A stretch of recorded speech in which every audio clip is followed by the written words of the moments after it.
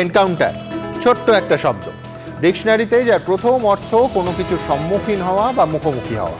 কিন্তু আজকাল এই আপাত নিরীহ শব্দটার ব্যঞ্জনা যে কতটা বদলে গেছে সেটা আরও একবার স্পষ্ট হলো বারুইপুরের ঘটনার পর। প্রথম প্রশ্ন, দোষ করেছে তাই পুলিশ মেরেছে, কোনো দুঃখ নেই। প্রভাসের এনকাউন্টার নিয়ে স্পষ্ট কথা তার মায়ের। বিয়ের পর থেকেই ওরকম, যা হয়েছে ভালো হয়েছে। একই অবস্থান স্ত্রীরও। ঘৃণায় নিজের সব থেকে কাছের লোকেরাই যাকে ত্যায্য করেছে সেই প্রভাসের জন্য দরদ কাঁদে। দ্বিতীয় প্রশ্ন, বৃষ্টি ভেজা নিশুতি রাতে পুলিশি ঘেরাটোপে পুনর্নির্মাণ। সেখানেই পুলিশের বন্দুক ছিনতাই করে গুলি, আত্মরক্ষায় পাল্টা গুলিতে মূল অভিযুক্তের মৃত্যু। পুলিশের এই এনকাউন্টার চিত্রনাট্যটা কি একটু দুর্বল শোনাচ্ছে? তৃতীয় প্রশ্ন, তৃণমূল আমলে তৎকালীন ডিজিপির হুঁশিয়ারির পরই গোয়ালপুকুরে পুলিশের এনকাউন্টারে মৃত্যু পলাতক বন্দী। পুলিশের ওপর হামলাকারীর মাথায় গুলি চালানোর পক্ষে জোরালো সওয়াল করেছিলেন অভিষেক বন্দ্যোপাধ্যায়। সেই তৃণমূলের মুখেই এখন এনকাউন্টার বিরোধিতা সাজে কি? চতুর্থ প্রশ্ন, উত্তরপ্রদেশ থেকে তেলেঙ্গানা, মহারাষ্ট্র থেকে অসম, অপরাধ দমনে সব দলের জামানাতেই বহাল এনকাউন্টার সংস্কৃতি। কোথাও কোথাও পুলিশকে দেওয়া হয়েছে গণসংবর্ধনা, অধরা ন্যায় বিচার। সেই হতাশা থেকেই কি এনকাউন্টারকে স্বাগত জানাচ্ছে সাধারণ মানুষ? পঞ্চম প্রশ্ন, রাজ্যসভার ভোটের আগে বিজেপিতে সুখেন্দু শেখর রায়, সুস্মিতা দেব, প্রকাশ চিকবরাই। তৃণমূলের 3 পদত্যাগী সাংসদের হাতে বিজেপির পতাকা তুলে দিলেন শ্রমিক ভট্টাচার্য। 3 জনকেই রাজ্যসভার প্রার্থী করতে পারে বিজেপি। তবে কি খুলে গেল দরজা? শুরু হয়ে গেল বিজেপির তৃণমূলীকরণ? তবে শুরুতেই চোখ রাখবো বারুইপুর কাণ্ডে আজকে গোটা দিনের আপডেটে। দেখুন, বিচার পাবো, বিচার পাচ্ছি মনে হচ্ছে। এটা আমি তাতে খুব খুশি। দাদা যেভাবে কথা বলেছে সেভাবেই বিচার দিচ্ছে।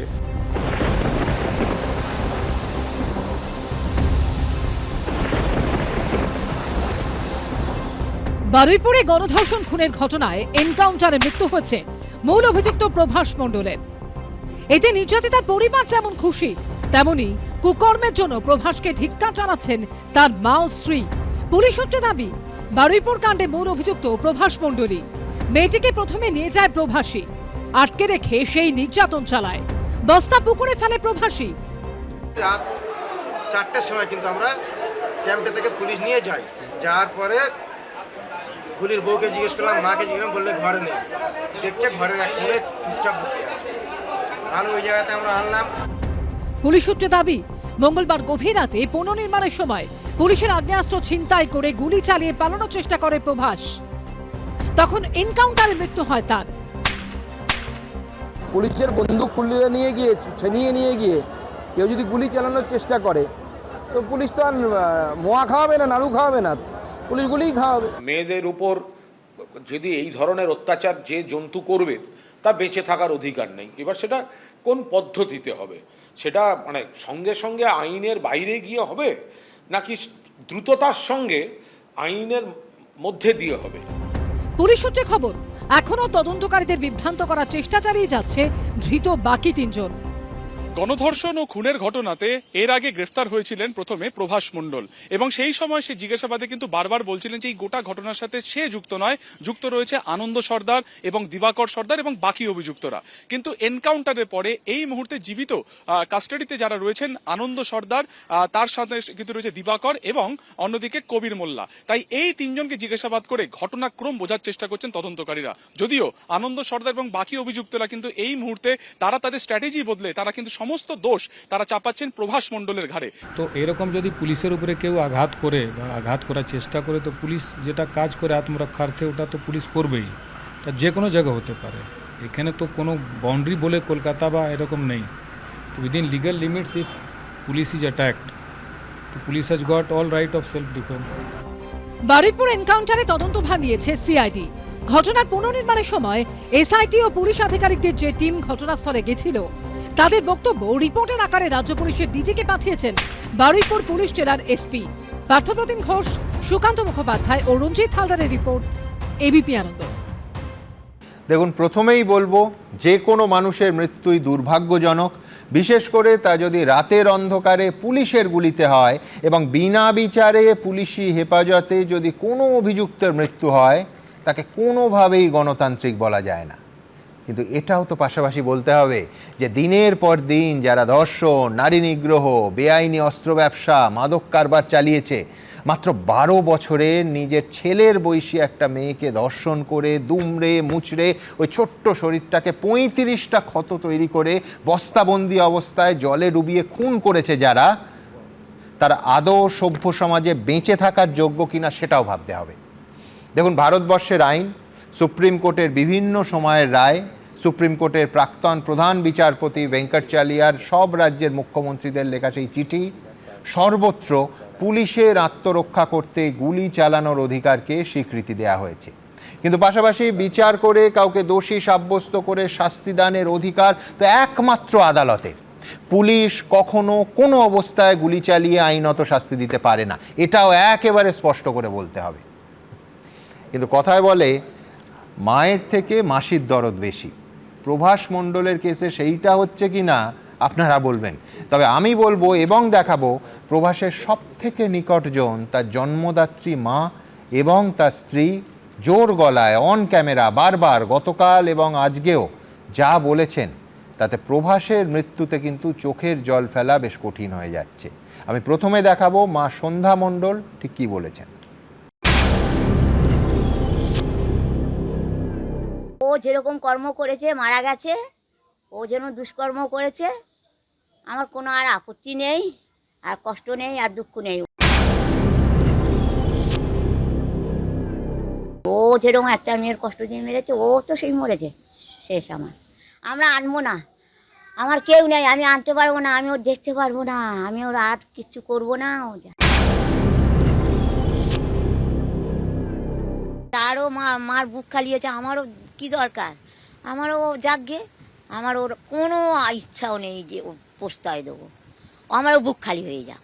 এবার দেখাবো প্রভাসের স্ত্রী চাঁপা মণ্ডল গতকাল এবং আজ ঠিক কি বললেন।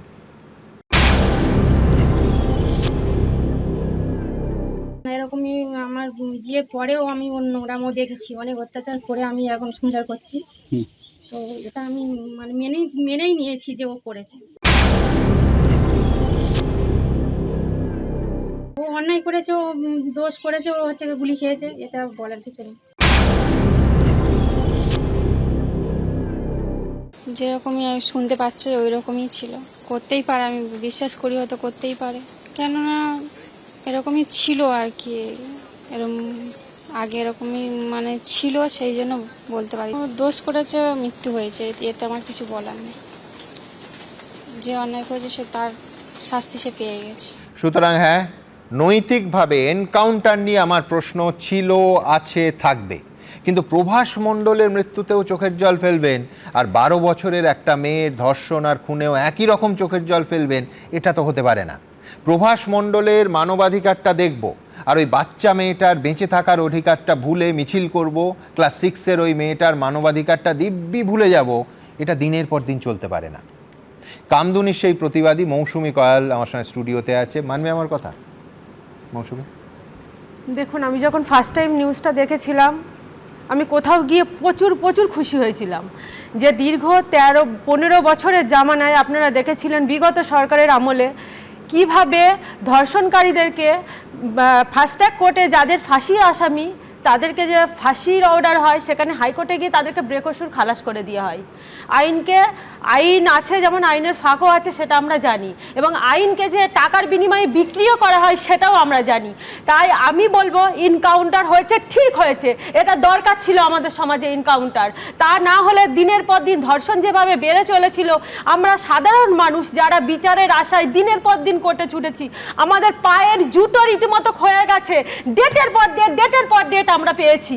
তাহলে আমরা কিসের আইনের, আমরা কোন আইনের ওপরে আমরা ভরসা করব, যেখানে সরকারি উকিল থেকে শুরু করে ভবনের সিআইডি থেকে শুরু করে প্রত্যেকে আমাদেরকে আশ্বাস দিয়েছিল যে তোমরা বিচার পাবে। তারপরে দেখা গেল কি সেই কোর্টের সরকারি উকিল টাকার বিনিময়ে বিক্রি হয়ে গেল। তাহলে আইন কোথায়? আমরা কেন আইন মানব? যেখানে আইন টাকার বিনিময়ে বিক্রি হয়ে যায় সেখানে ইনকাউন্টারেরই প্রয়োজন।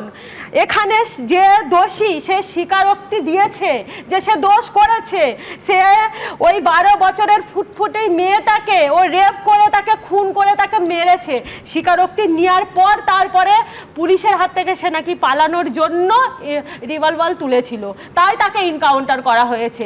তবে ওখানে কি ঘটনা ঘটেছে আমরা কেউ দেখতে যাইনি, যে সে আদেও পুলিশকে মারতে গেছিল কিনা সেটাও আমরা দেখতে চাইনি।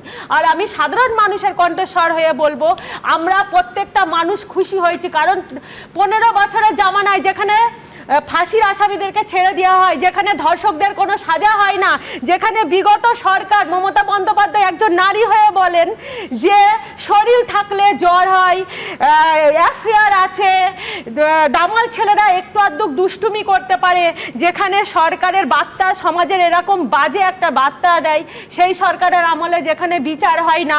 আজ 2 মাসে সরকার এসে যেমন জমা তেমনি খরচ সে বুঝিয়ে দিয়েছে, জমা কাকে বলে আর খরচ কাকে বলে। ঠিক করেছে। আমি এই এনকাউন্টারকে আমি মানব, যেখানে আমি কোনো কমিশনার, মহিলা কমিশনার নই, আমি কোনো আইনের রক্ষক নই, আমি কোনো রাজনৈতিক দলের নেত্রী নই, আমি কোনো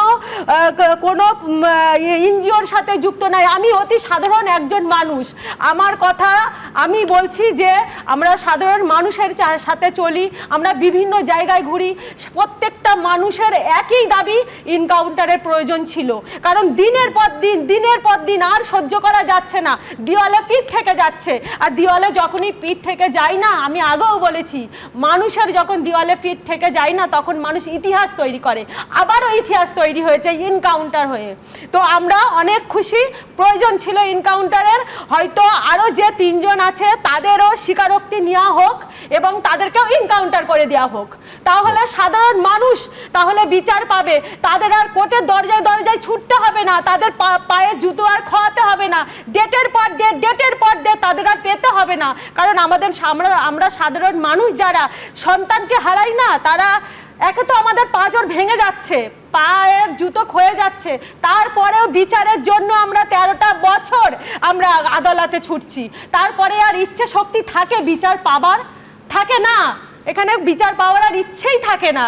তখন মনে হয় যেন না, আর দরকার নেই, আমরা আর বিচার পাবো না, এই আশাটুকুই আমরা ছেড়ে দিই। তোমার হতাশা আমি বুঝতে পারছি, কিন্তু আমার পাল্টা একটা প্রশ্ন থাকবে। এক তো শাস্তি দেওয়ার অধিকার একমাত্র আদালতের, কিন্তু তুমি ঘটনাটা খুব সহজভাবে দেখো। ধরো তুমি বলছো যে এই এনকাউন্টার, এই ক্ষেত্রটা বাদ দাও, এই প্রভাস এবং এই ঘটনাটা থেকে বাদ দাও। ধরো একজন খুব খারাপ ধরনের ক্রিমিনাল, সে খুন করতে পারে, ধর্ষণ করতে পারে, তার সঙ্গে তুমিও তো মানবে যে পুলিশের একাংশের যোগাযোগ থাকাটা সম্ভব। বহু ক্ষেত্রে এরকম পুলিশ এবং ক্রিমিনালদের যোগসাজশ থাকে। ধরো সেই ক্রিমিনালের কথায় কোনো পুলিশ একজন নিরীহ মানুষকে গুলি করে মারলো, আমি বলছি সেটাও কিন্তু এনকাউন্টারকে সমর্থন করলে তার কিন্তু সরাসরি ক্ষতিটা কিন্তু সাধারণ মানুষের হবে, আর আদালত বিচার এই সমস্ত কোনো মূল্য থাকবে না। সব ক্ষেত্রে তুমি এটা কি মেনে নেবে? দেখুন, সব ক্ষেত্রে আমি তো এখানে আগেও বলেছি, আমি যখন কথা বললাম তার আগে আমি তো বলেছি যে সে আসামি, সে মুখে স্বীকার করেছে সে রেপ করার পর মার্ডার করেছে তাকে, তার স্বাক্ষর নেওয়ার পর আর কোর্টে যাওয়ার দরকার নেই। কারণ কোর্টের যে উকিল সে তো টাকার বিনিময়ে বিক্রি হয়ে যাচ্ছে। আইন কোথায়? যেখানে আইন টাকার বিনিময়ে বিক্রি হয়ে যায়, তারপরে কোর্টে গিয়ে কি হবে? যে যখন ডেটের পর ডেট দেওয়া হচ্ছে, তার মধ্যে প্ল্যানিং হয়ে যাচ্ছে যে এই কেসটাকে কিভাবে শেষ করে দেওয়া হয়, এই কেসে কিভাবে একটা উকিল আসামির কাছ থেকে কত টাকা পেলে সে খুশি হবে, তাকে ছাড়ানোর ব্যবস্থা হবে, এই সমস্ত প্ল্যানিং হয়ে যাচ্ছে। কিভাবে ফরেন্সিক রিপোর্ট, চার্জশিট এগুলোকে নষ্ট করে দেওয়া হয়, যত দিন যাবে তত প্ল্যানিং মাফিক কাজগুলো হবে। তাহলে কাজগুলো করার সুযোগ তো আমাদের এই আইনই করে দিচ্ছে। যেখানে রক্ষকই ভক্ষক, সেখানে আমরা বিচারটা কি করে পাবো? আমরা সাধারণ মানুষ তো আমরা আইনের ওপরে অবশ্যই ভরসা করি, অবশ্যই আমরা কোর্টকে সম্মান জানিয়ে কথা বলি, সম্মানও করেছি, শ্রদ্ধাও করেছি যে না, কোর্ট একমাত্র জায়গা যেখানে আমরা বিচার পাবো, কিন্তু আমরা পাইনি বলেই তো আজ আমরা এই জায়গায়। আজ কেন আমরা এনকাউন্টারকে আমরা মেনে নিচ্ছি? যে বিচার হয়নি বলেই তো এনকাউন্টারকে আমরা মেনে নিচ্ছি। কেন মানবো না? দিনের পর দিন ধর্ষণ হচ্ছে, একটা বিচার নেই, আসামিদেরকে ছেড়ে দেওয়া হচ্ছে। আজ যখন বিগত সরকারকে যখন পিছনে ফেলে আজ আমাদের নতুন সরকার এসছেন, যখন মাননীয় শ্রী শুভেন্দু অধিকারী মহাশয় বলছেন যে না, সকালে জমা বিকালে খরচ করা হবে, তা খরচ করে দিয়েছে, ঠিকই আছে, এটাই প্রয়োজন। দরকার এটা। দেখুন মৌসুমীর হতাশা আমি বুঝতে পারছি, এই হতাশা শুধু মৌসুমীর নয়, এর আগে যখন যে মামলায়, সেই কামদুনি মামলায় 14 জন পিপি বদল হয়েছিল, সেই পরিবার ওর ভাইয়েরা এই স্টুডিওতে বসে তাদের হতাশা ব্যক্ত করেছিলেন। কিন্তু আবার বলছি, বিচারের অধিকার একমাত্র বিচার বিভাগের ওপর আমাদের পূর্ণাঙ্গ ভরসা আছে। এই ঘটনাকে এবং মানুষের মতকেও বিভিন্ন দৃষ্টিভঙ্গিতে আমরা এই গোটা অনুষ্ঠানে দেখব।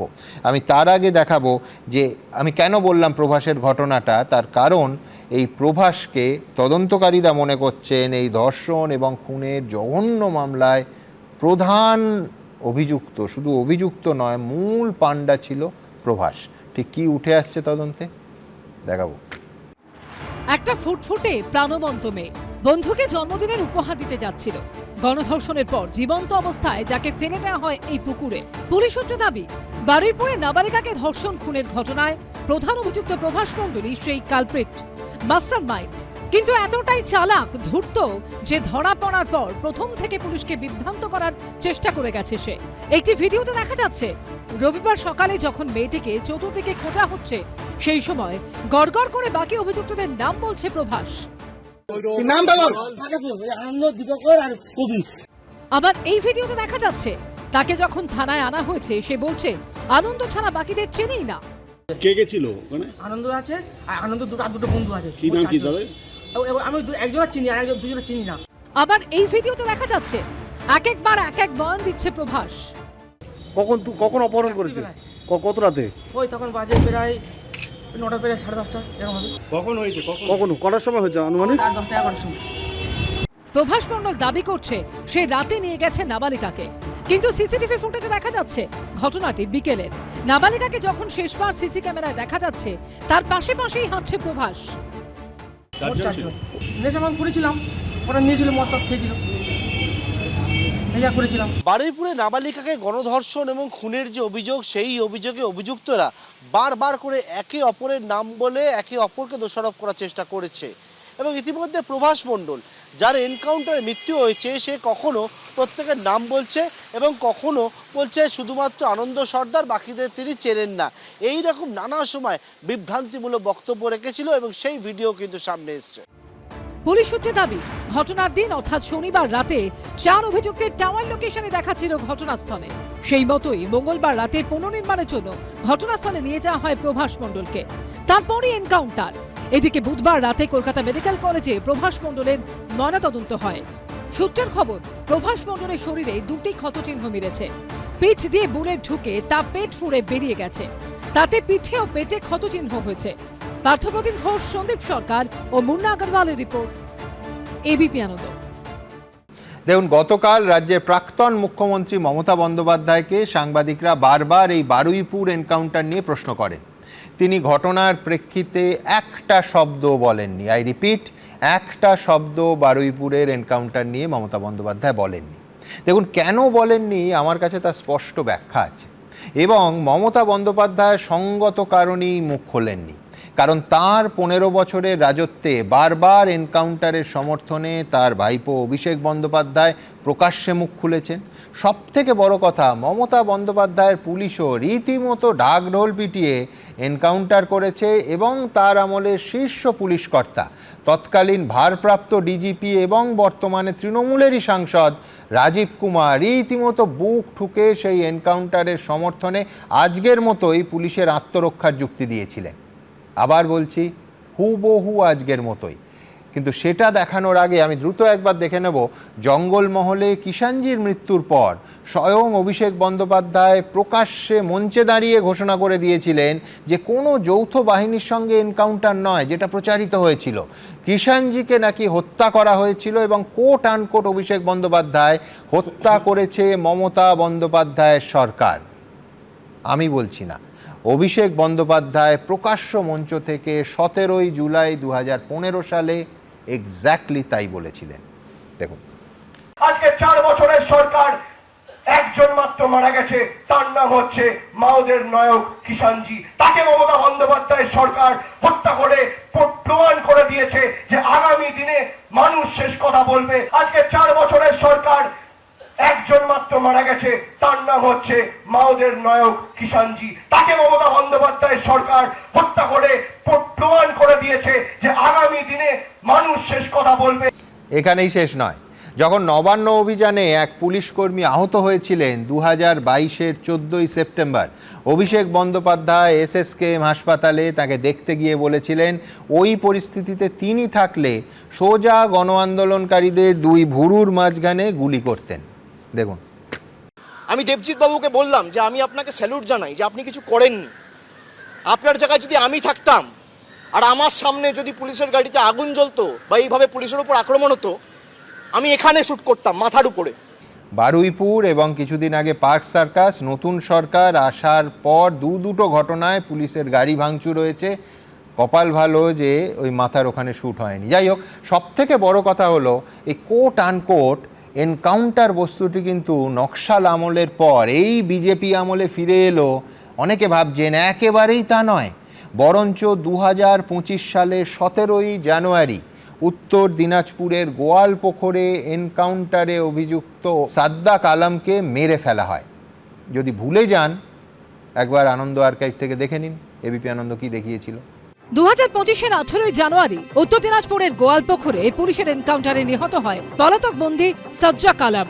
2018 সালে করণদিঘির একটি খুনের মামলায় বিচারাধীন বন্দী ছিল সাজ্জাক। 2025-এর 15ই জানুয়ারি কোর্ট থেকে ফেরার পথে পাঞ্জিপাড়া মোড়ের কাছে শৌচাগারে যাওয়ার অছিলায় পুলিশের বাস থেকে নেমে পুলিশকে এলোপাথারি গুলি করে পালায় সাজ্জাক। পালানোর সেই ছবি ধরা পড়ে সিসিটিভি ফুটেজে। তার ঠিক 3 দিন পর গোপন সূত্রে খবর আসে গোয়ালপুকুরের শ্রীপুর সীমান্ত লাগোয়া কিচকটলা গ্রামে গা ঢাকা দিয়ে রয়েছে সাজ্জাক। খবর পেয়ে অ্যাকশনে নামে পুলিশ। সূত্রে দাবি 18ই জানুয়ারি সকালে ঘন কুয়াশার মধ্যে নদীর পাড় ধরে সেতুতে ওঠার সময় সাজ্জাককে দেখতে পেয়ে যান পুলিশ কর্মীরা। পুলিশকে দেখেই পালাতে শুরু করে সে। পুলিশ দাবি করে আত্মসমর্পণ করতে বলা হলেও কথা শোনেনি সাজ্জাক আলম।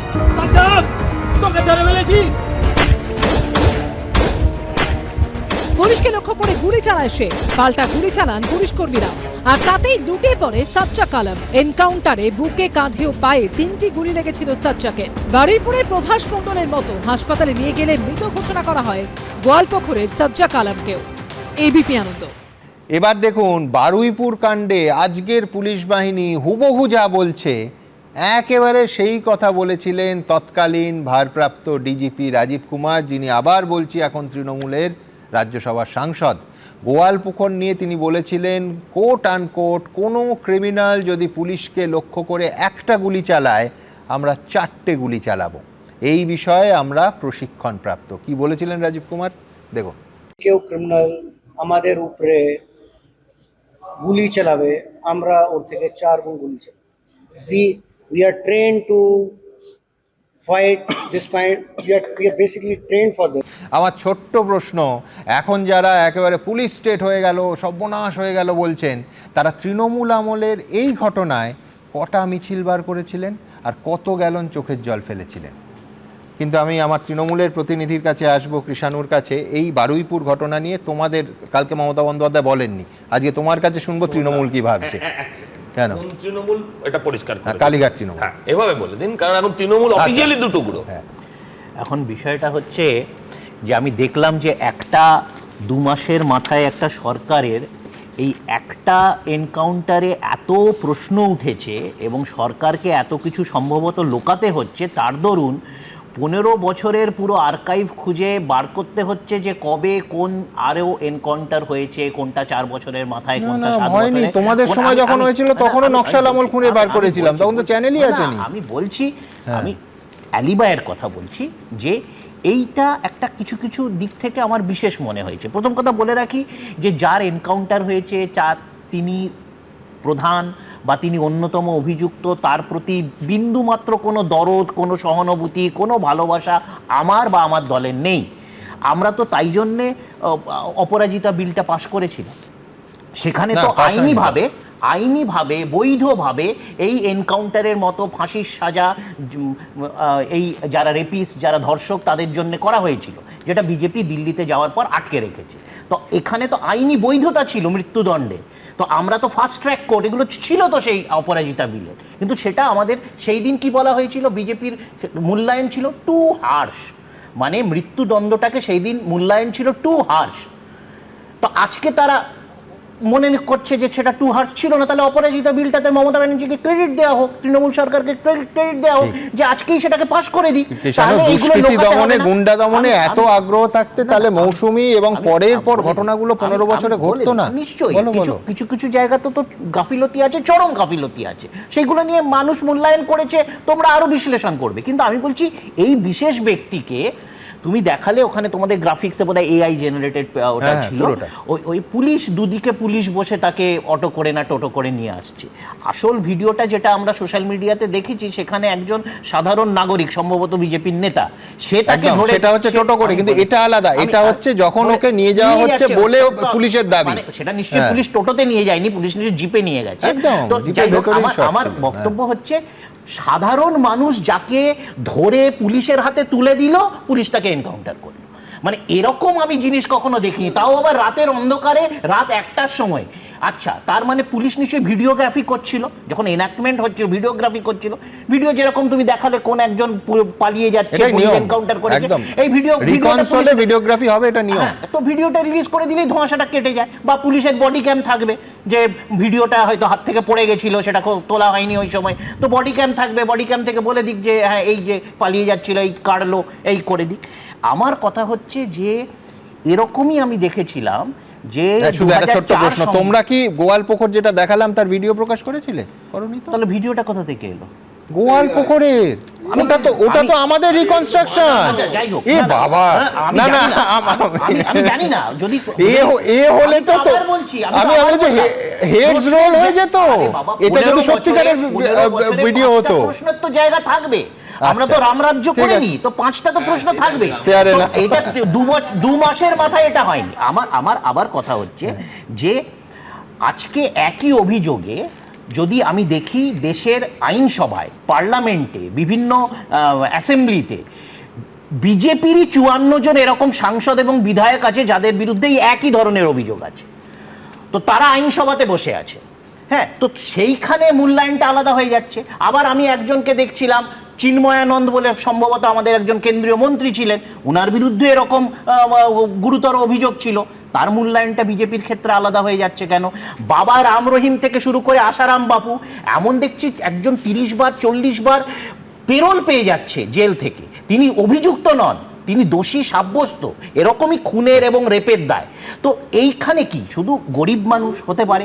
আমার মনে পড়ে গেল ধনঞ্জয়ের ঘটনাটা 2004। গরিব মানুষ কাকে বলছো, প্রবাসকে? না না, আমি বলছি কি গরিব মানুষের জন্য আলাদা, যে যার প্রতিপত্তি থাকবে, যার মানে আইন বা রাজনৈতিক দল বা এইগুলো থাকবে। তোমরা যদি শুধু গরিব মানুষের ক্ষেত্রেও বিচারটা দিতে, তাহলে এতগুলো ঘটনা 15 বছরে হতো না। আমি একটা ইন্টারেস্টিং তথ্য বলছি, সম্ভবত দেবুদা আমাকে কারেক্ট করে দেবে যদি আমি ভুল বলি, বা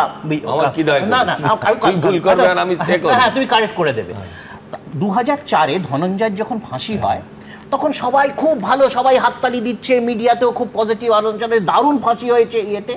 কিন্তু কিছু মানুষ তার বিরোধিতা করেছিল, সম্ভবত তাতে বিজেপির বাঁকুড়ার ছাতনাতে যে ইউনিট, তারাও তার বিরোধিতা করেছিলেন। যদি আমি ভুল বলি তারা শোধন করে দেবেন, আমি আগে থেকে বলছি।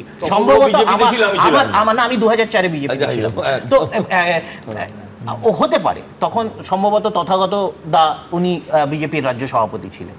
তো পরবর্তীকালে নিশ্চয়ই ওই ফাঁসিটা নিয়ে অনেক প্রশ্ন উঠেছে, যে ধনঞ্জয় আদপে দোষী ছিল কি দোষী ছিল না, এই নিয়ে এখনো মানুষের মনে সন্দেহ আছে। মানুষকে মেরে দিলে একটা ফেরত নেওয়ার কথা হয় না। কিন্তু আমি বলছি, তুমি ধনঞ্জয়ের কথা বলছো, আমি দর্শকদের বলবো যে এই ঘটনার সঙ্গে ওতপ্রোতভাবে সাংবাদিক হিসেবে আমি যুক্ত ছিলাম, যার ফলে যে প্রশ্নগুলো এখন উঠছে না, সেই প্রশ্নগুলো একেবারে তখনও উঠেছিল এবং প্রচুর ইফস অ্যান্ড বাটস ছিল। এ কথা অস্বীকারের কোনো, দেখুন আমাদের তো গণতান্ত্রিক রাষ্ট্র, যার ফলে ফাঁসির সাজা শোনানো হলে আর কোনো প্রশ্ন উঠবে না। এ ভারতের সংবিধান এই রকম কারুর গলা টিপে ধরতে পারে না। প্রশ্ন ছিল, আইনের ফাঁক ছিল। ওই আমি নামটা বলছি না, যে বাচ্চা মেয়েটি স্কুল থেকে ফিরের ঘটনা, সেইখানে একেবারে সেই পরিবারটিও আর এখন এখানে থাকে না, গুজরাটে থাকে। এবং যে ফাঁসি দিয়েছিলেন, তিনি ফাঁসি দিয়ে মানে সরাসরি আলিপুর জেলের সামনে, এবং তারপরে পরবর্তী সময় অফিসে গোটা ঘটনা তার শেষ কয়েক কয়েক মিনিটের ঘটনাবলী সমস্ত আমরা দেখিয়েছিলাম, কিন্তু কথা হচ্ছে প্রশ্ন তখনও ছিল, প্রশ্ন এখনও আছে, প্রশ্ন থাকতেই পারে, কিন্তু তাতে শুধু প্রশ্ন থেকে যাবে বলে একজন অপরাধী শাস্তি পাবে না কেন? আবার এই শাস্তি শুনে এনকাউন্টার ভাববেন না। ঠিক যেখানে আমি সজলের কাছে আসব, একেবারে মুদ্রার উল্টো দিকটা থেকে। আপনারা জানেন যে এই বারুইপুর কাণ্ড সামনে আসার পরের মুহূর্ত থেকে আমরা পুলিশের ভূমিকা নিয়ে একের পর এক প্রশ্ন তুলেছি। সোমবার, মঙ্গলবার, সোমবারই এই অনুষ্ঠানে আমি প্রশ্ন তুলেছিলাম যে অভিযুক্ত আনন্দ সর্দারকে স্থানীয় মানুষ ফাঁড়ির পুলিশের হাতে তুলে দিয়েছিলেন, তারপরও সে পালিয়ে গেল কি করে? ভাবুন, একজন ধর্ষণ ও খুনের মূল আসামি পুলিশি হেফাজত থেকে পালিয়ে যায় কি করে? নাকি ওই নাবালিকা মেয়েটা ও পরিবারের অভিযোগটাই সত্যি যে পুলিশ আসলে তাকে ছেড়ে দিয়েছিল? দেখুন সেদিন কি বলেছিলাম। স্থানীয়রা যখন প্রভাস মণ্ডল এবং অভিযুক্ত আনন্দ সর্দারকে ফাঁড়িতে নিয়ে আসেন, যে কাজটা আবার বলছি আদতে পুলিশের ছিল, সেটা করে দেওয়ার পরও ফাঁড়ি থেকে আনন্দ সর্দার পালিয়ে গেলেন কি করে? নাকি মেয়েটির পরিবারের অভিযোগটাই সত্যি, ফাঁড়ির পুলিশ আসলে আনন্দ সর্দারকে ছেড়ে দিয়েছিল? পরে আবার এই আনন্দ সর্দার কিন্তু ধরা পড়ল পুলিশেরই হাতে। আচ্ছা, এবার আসি এনকাউন্টারে। অজস্র প্রশ্ন। এক, ধর্ষণ আর খুনের মামলার পুনর্নির্মাণ বা রিকনস্ট্রাকশন আজকাল নাকি হচ্ছে এই বারুইপুরে, দেখলাম গভীর রাতে বৃষ্টির মধ্যে জলা জমিতে, কিন্তু দিনের বেলা সেটা করা গেল না কেন? দ্বিতীয়ত, পুলিশের বয়ান অনুযায়ী একটা নয় তিন রাউন্ড ফায়ারিং হয়েছে, অথচ আশেপাশের কোনো বাসিন্দা একটা গুলির আওয়াজও শুনতে পেলেন না, কি করে? তৃতীয়ত, রিকনস মানেই হচ্ছে রিকনস্ট্রাকশন, মানেই পুলিশের তরফে ভিডিওগ্রাফি। সেই ভিডিওগ্রাফি এই কেসে কি আদৌ হয়েছিল? মনে তো হচ্ছে না, এখন পর্যন্ত অন্তত সেরকম কোনো প্রমাণ বা তথ্য আমাদের হাতে নেই। চতুর্থত, যে প্রভাস মণ্ডলকে নিয়ে যখন বিজেপি নেতা শান্তনু মণ্ডল প্যান্ট ধরে 4 কিলোমিটার হাঁটিয়ে থানায় গিয়ে জমা দিয়ে আসতে পারে, সেই প্রভাস 4-5 জন পুলিশ কর্মীকে ওভার পাওয়ার করে একটা রিভলভার পুলিশের কাছ থেকে ছিনতাই করে পুলিশকে লক্ষ্য করে গুলি ছুঁড়ছে, এই চিত্রনাট্যটা একটু কাঁচা লাগছে না? আমার তো লাগছে। কিন্তু আমার কাছে সব থেকে বড় কথা, সেই আনন্দ সর্দার থেকে প্রভাস মণ্ডল পুলিশি হেফাজত থেকে এত ঘন ঘন একটা মামলার অভিযুক্তরা পালিয়ে যেতে পারে কি করে? দেখুন, সজল ঘোষের বাড়ির দরজা ভেঙে যারা গ্রেফতার করতে এসেছিল তাদের থেকে তো এরম দুর্বল মনে হয়নি, তারা বেশ সবল এবং তৎপরই মনে হয়েছিল। কি সজল? একেও তো অনেকের লেলা ক্যাবলা মনে হচ্ছে, এই ধরনের শব্দ ব্যবহার করা হচ্ছে যে এটা হেলা ক্যাবলা, লেলা ক্যাবলা। আর তার বউ কি বলছে শুনুন, বউ বলছে এরকম ধরনের ঘটনা অনেক ঘটিয়েছে এবং ওই এলাকায় মহিলারা তিতি বিরক্ত হয়েছে একের পর এক। কখনো বিকাশ বাবু জোর তো বটেই, কখনো ওই যারা বিভিন্ন তৃণমূল গোষ্ঠী আর কি, তারা বলছে লেলা ক্যাবলা হেলা ক্যাবলা। আমি ওর মধ্যে যাচ্ছি না। আমি প্রথম বলছি, আপনি বললেন রাতের অন্ধকারে কেন। আমি যতটা আইন জানি, পুলিশ আমার পাশে বসে আছেন, তিনি বলবেন, প্রাক্তন পুলিশ কর্তা, রাতের অন্ধকারে ঘটনাটা ঘটলে আপনাকে রিকনস্ট্রাকশনটা রাতের অন্ধকারেই করতে হবে। কোথায় চাঁদনি রাত ছিল, কোথায় ছায়া পড়েছিল, কোথায় গাছের ভেতরে অন্ধকারে সে লুকিয়েছিল, এগুলো দিনের আলোয় তো হবে না। আর রাতের অন্ধকারে নাইট ভিশন ক্যামেরা এখন হয়তো পুলিশের এরা তৈরি করে। আমি তোমার আমলে দুটো উদাহরণ দিই। শওকত মোল্লা এবং একাধিক কেসে ঘটনা ঘটেছে রাতে, অভিযোগ রাতের ঘটনার। আর জাহাঙ্গীর খানের ক্ষেত্রেও তার রিকনস হয়েছে সকালে, দিনের বেলা, ব্রড ডে লাইট। ভুল হয়েছে, পরের বার ঠিক করে নেবে। আমি বলি, দেখুন এই মুহূর্তে আমি যেটা বলবো, প্রথম 2-3 লাইন আপনি কেউ বিশ্বাস করবেন না। সেটা হচ্ছে ওই লোকটা পালাতে গেছিল, রিভলভার কেড়েছিল এবং গুলি চালিয়েছিল, পুলিশ তার বিরুদ্ধে গুলি চালিয়েছে, লোকটা মারা গেছে। এবার আমি যে কথাটা বলছি সেটা হচ্ছে এটা, আমরা কি বলেছিলাম বলুন তো ভোটের আগে? আমরা বলেছিলাম সকালে ধরবো তো বিকেলে খরচ করব, সকালে যাওয়া বিকেলে খরচ। আইন কিছু বলবে, আমরা কিছু বলেছিলাম, মানুষ তাতেই হাততালি দিয়েছিল, মানুষ তাকেই সমর্থন করে আমাদের ভোট দিয়েছিল। আইনটা মানুষের জন্যই তৈরি হয়েছে, মানুষ তৈরি করেছে আইন মানুষের জন্য।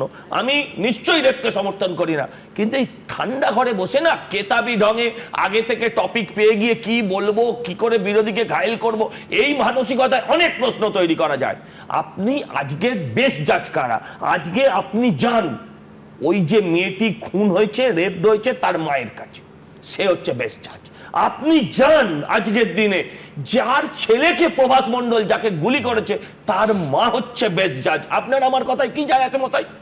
তার মা তার স্ত্রী, এ তো মায়ের থেকে মাসিক দরদ বেশি, এদেরকে আমি কম দোষ দেব? বিকাশ বাবুর কান্না মনে হচ্ছে অসৌচ পালন করবে, ন্যাড়া হবে। হ্যাঁ, আমি বলছি এই লোকগুলো এই ধরনের কথা বলছে, কিন্তু আপনি যান সেই পরিবারগুলোর কাছে যে পরিবারগুলো এই যন্ত্রণার মধ্যে দিয়ে গেছে, ওই দূর থেকে বসে লোকের যন্ত্রণা কতটা বুঝতে পারবেন, লোকের জ্বালাটা কতটা বুঝতে পারবেন। আমি বলছি শুনুন, অপরাজিতা বিলের কথা বলছিল, কামদুনির আসামি আজকে হয়তো টিভি দেখছে, তার ফাইল খোলা হবে, বেশি দিন টিভি দেখো না ভাই, আগে থেকে বলে রাখলাম। আমি বলছি কামদুনির আসামিও বেকসুর খালাস হয়েছে। ফাঁসির আসামি যদি বেকসুর খালাস হয়, তাহলে নিম্ন আদালতের জাজের বিরুদ্ধে ব্যবস্থা নেওয়া উচিত, যে একটা নিরপরাধ লোককে পুলিশের বিরুদ্ধে নেওয়া উচিত নয়, যারা প্রমাণ দিতে পারলো না। নিশ্চয়ই, কিন্তু এই জাজের বিরুদ্ধেও তো নেওয়া উচিত। যে কিন্তু আমি বলছি সজল, এক সেকেন্ড, শেষ তুমি করবে, আমি তোমাকেই বলছি, সেটা হচ্ছে যে জাজেরা বিচার ব্যবস্থা এমন না। আমি বলছি একাধিক মামলা সুপ্রিম কোর্ট থেকে, না বাদ দিলে হবে না তো, জজ সাহেবদের কাছে পুলিশ যা প্রমাণ দেবে সেই প্রমাণের ভিত্তিতে তাকে রায় দিতে হবে। তিনি বাড়ি, অভিযুক্ত বাড়ি গিয়ে প্রমাণ জোগাড় করবেন না বিচারক বা বিচারপতি। কোন প্রমাণের ভিত্তিতে? তার মানে পুলিশ ফেল করেছে। তাহলে আগের বারে পুলিশ সাকসেসফুল কি করে হয়েছিল? আগের বারে জাজ কি করে একটা বেকসুর লোককে ফাঁসি দিল? আগের বারে তো সেই পুলিশের একই স্টেটমেন্ট ছিল। এর একমাত্র কৈফিয়ত দিতে হবে পুলিশকে এবং জাজকে দুজনকেই দেওয়া উচিত। আর জাজ বলে কিছু বলতে পারবো না, এটা না বলার কথা নয়, কিন্তু আমি বলছি জাজকে তাকে প্রমাণের এতে রায় দিতে হয়, আকাশ থেকে নয়। মানুষ ধনঞ্জয়ের ফাঁসি দেখেছে, অপরাজিতা বিল ছাড়া নির্ভয়ার চারজন আসামিকে পর দড়িতে ঝুলতে দেখেছে। আমি অপরাজিতা বিলের প্রয়োজন না, প্রয়োজন হচ্ছে মানসিকতার। যে এত বড় মোমবাতিটা নিয়ে এখন বেরিয়ে পড়েছেন, সেই বাতিটা যদি আগে জ্বালতেন না, তাহলে আজকে আপনাদের বাতি দেওয়ার লোক থাকতো, আপনি এই টিভি চ্যানেলে আসতে পারতেন না। বলছে বিজেপির 54 জন এই ধরনের অপরাধী আইনসভায় আছে। ওদের যে এখন অবশ্য অন্য শিবির পাল্টেছে, ওই যে কি নাম, সরি ওর নাম কি, হ্যাঁ, ঋতব্রত, সে তো ওদের থেকে না জেতা। আজকে ওরাই বিধানসভায় দাঁড়িয়ে ওদের নেতারা তাকে ধর্ষক বলছে। তখন মনে ছিল না যে আমি কাকে প্রার্থী করছি? আমি আপনাকে বলছি শুনুন, সেটা হচ্ছে যে আপনাকে একটা জিনিস মানতে হবে, আইন মানুষের জন্য। মানুষের পিঠ যদি দেয়ালে ঠেকে যায়, দিদি যেটা বলছিলেন, মানুষ তখন আইনকে রক্ষা করতে অনেক সময় নিজের হাতে আইন তুলে নেয়। আর এটা আবারও বলছি, এই যে তুমি কুলদীপ সিংগার, ইউপির বিজেপি নেতা, তার যে নাবালিকা ধর্ষণ করেছিলেন, ধর্ষণে অভিযুক্ত, সেই পরিবার যদি বলে যে আমায় এনকাউন্টার করতে হবে, বিলকিস বানুর পরিবার যদি বলে যে যারা এগুলো করেছে বিজেপির সঙ্গে যুক্ত, এনকাউন্টার করতে হবে, সেটাও সমানভাবে মানবে তো? সুমনদা, আবারও বলছি, বিলকিস বানুর যে ট্রেনটা চলে, সেটা হচ্ছে কটা গেরুয়া জামা পরা লোক আর কটা গাঁদা ফুলের মালা দিয়েছিল বলে সবাই ধরে নিয়েছে বিজেপি। আপনি আইডেন্টিফাই করে দেখান, আমি এটা লেখাপড়া করে দেখেছি যে ওখানে বিজেপি বলে লোকজন ছিল না, গেরুয়া পোশাক, গেরুয়া সরকার। আরে ভাই, 12 বছর জেল খাটার, ভাই বলতে দাও, 12 বছর জেল খাটার, তখন বিজেপি সরকার ছিল না, 12 বছর জেল খাটার পর তাকে ছেড়া হয়েছিল। তুমি কুলদীপ সিংগার প্রথম উদাহরণটা, বিজেপির বিধায়ক ছিল না? ছিল না, ছিল তো, ওখানে শুভেন্দু অধিকারী মুখ্যমন্ত্রী হলে পরের বার হবে। আমি আপনাকে যেটা বলছি সেটা হচ্ছে, আমি দুটো জিনিস বলছি। আমি আবারও বলছি, পুলিশ যেই স্টেটমেন্ট আপনি বললেন না, যে রাজীব কুমার যে স্টেটমেন্ট দিয়েছিল একদম প্রকাশ্যে, আমি বলছি আগামী দিন এই ধরনের ঘটনা ঘটলে আবার একই স্টেটমেন্ট দেবে, আবার এই সেম স্টেটমেন্টটাই দেবে, গাড়ি কোথাও উল্টে যাবে, আর কোথাও পালাতে গিয়ে গুলি খাবে। আমি আপনাকে বলছি শুনুন, সমাজকে সচেতন করবে এই ঘটনা। 4 জন মিলে যদি আগামী দিন ধর্ষণ করতে যায়, একজন ধর্ষক অন্তত পেছন থেকে বলবে, আরে করিস না, এই সরকার পাল্টে গেছে, পিসির সরকার নেই, আজকে আইনের সরকার, তোকে গুলি করে মার। আচ্ছা, তাহলে আপনি ঘরের মা, ঘরের মেয়ে, ঘরের বোনেদের কাছে প্রশ্ন করুন। আপনার এক মিনিট, তুমি চুপ করে থাকো, তোর কথা জনগণ শুনে নিয়েছে। আমি বলছি, আমি দায়িত্ব নিয়ে বলছি, আমি বলছি মানুষের কাছে যান, মানুষের কাছে যান, বাড়ির মেয়েদেরকে জিজ্ঞাসা করুন যে মেয়েরা কি বলছে, মেয়েরা কি বলছে, এটা প্রশ্ন করুন। আমি বলছি 1 মিনিট, আপনারা তো কেউ বলছেন না ওই দুটো ছেলে মেয়ে, ওই দুটো ছেলের কথা, যাদের একজনকে বিনা কারণে তুলে নিয়ে গিয়ে পিটিয়ে মেরে আমি তো দিল, বলছি, এক্ষুনি সেটাও বলবো। কতটাই এই হাইলাইট মুহূর্তেই বলবো। বিকাশ বাবুদের কান্না কোথায়, মমতা ব্যানার্জির মোমবাতি তার জন্য কোথায়, যে ছেলেটাকে বাড়ি থেকে ডেকে গলা পিছিয়ে কেটে হালাল করে দিল, আজকে আপনি বলুন তার জন্য আইন কোথায়? না না, তার জন্য এদের কান্না না কোথায়? না, তাহলে কালকে উপাসনাকে ব্রড ডে লাইটে টিভি ক্যামেরার সামনে যেভাবে হ্যাকেল করা হলো, তারা তো বিজেপির কর্মী। বিজেপি কি ব্যবস্থা নিয়েছে? রাজ্য সরকার কি ব্যবস্থা নিয়েছে? পুলিশ দাঁড়িয়েছিল কি ব্যবস্থা নিয়েছে? গোটা ঘটনাস্থলে কোথাকার ঘটনা? আরে ভাই, সুভাষ রাজার তো মেয়ে তো বটে, মেয়ে তো বটে, মমতাও মেয়ে, মমতা দিয়েও মেয়ে, কে পালন করেছে? কোনটার সাথে কোনটার ঘটনা? এটা মলেস্টেশন? কি বলতে চাইছে? না না না না, নিজের দলের লোককে ভাবে মেলাইন করো না। উপাসনার একটা ভবিষ্যৎ আছে, এটা মলেস্টেশন নয়। না না না না না না না, আমি বলছি কিছুই হয়নি, ও স্কুটার নিয়ে পড়ে গেছে, ওর পেছনের লোকটাকে ধরে টানাটানি করেছে, ওর গায়ে একটা অভিযোগ করে গেছে, ও অভিযোগ করেছে, ও অভিযোগ করেছে। আরে ও অভিযোগ, এই আমার মায়ের থেকে মাসি দরদ পেয়েছি, আবার মায়ের থেকে মাসি দরদ পেয়েছি, আবার বললাম, আবার বললাম, ওর পেছনে অভিষেক ব্যানার্জির মতো হেলমেট পরা একটা লোক বসেছিল, লোকায়ত অভিষেক ভেবেছে, তাকে টানাটানি করছিল দেখেছি, ও স্কুটার থেকে পড়ে গেছে। দুর্ভাগ্যজনক ঘটনা। ভালো মেয়ে, ভালো বক্তা, আগামী দিন ভবিষ্যৎ আছে, তৃণমূলকে ছাড়লে পরে। আমি বলছি আপনারা এবার আমার মূল বিষয় ফিরতে হবে, আমার মূল বিষয় ফিরতে হবে।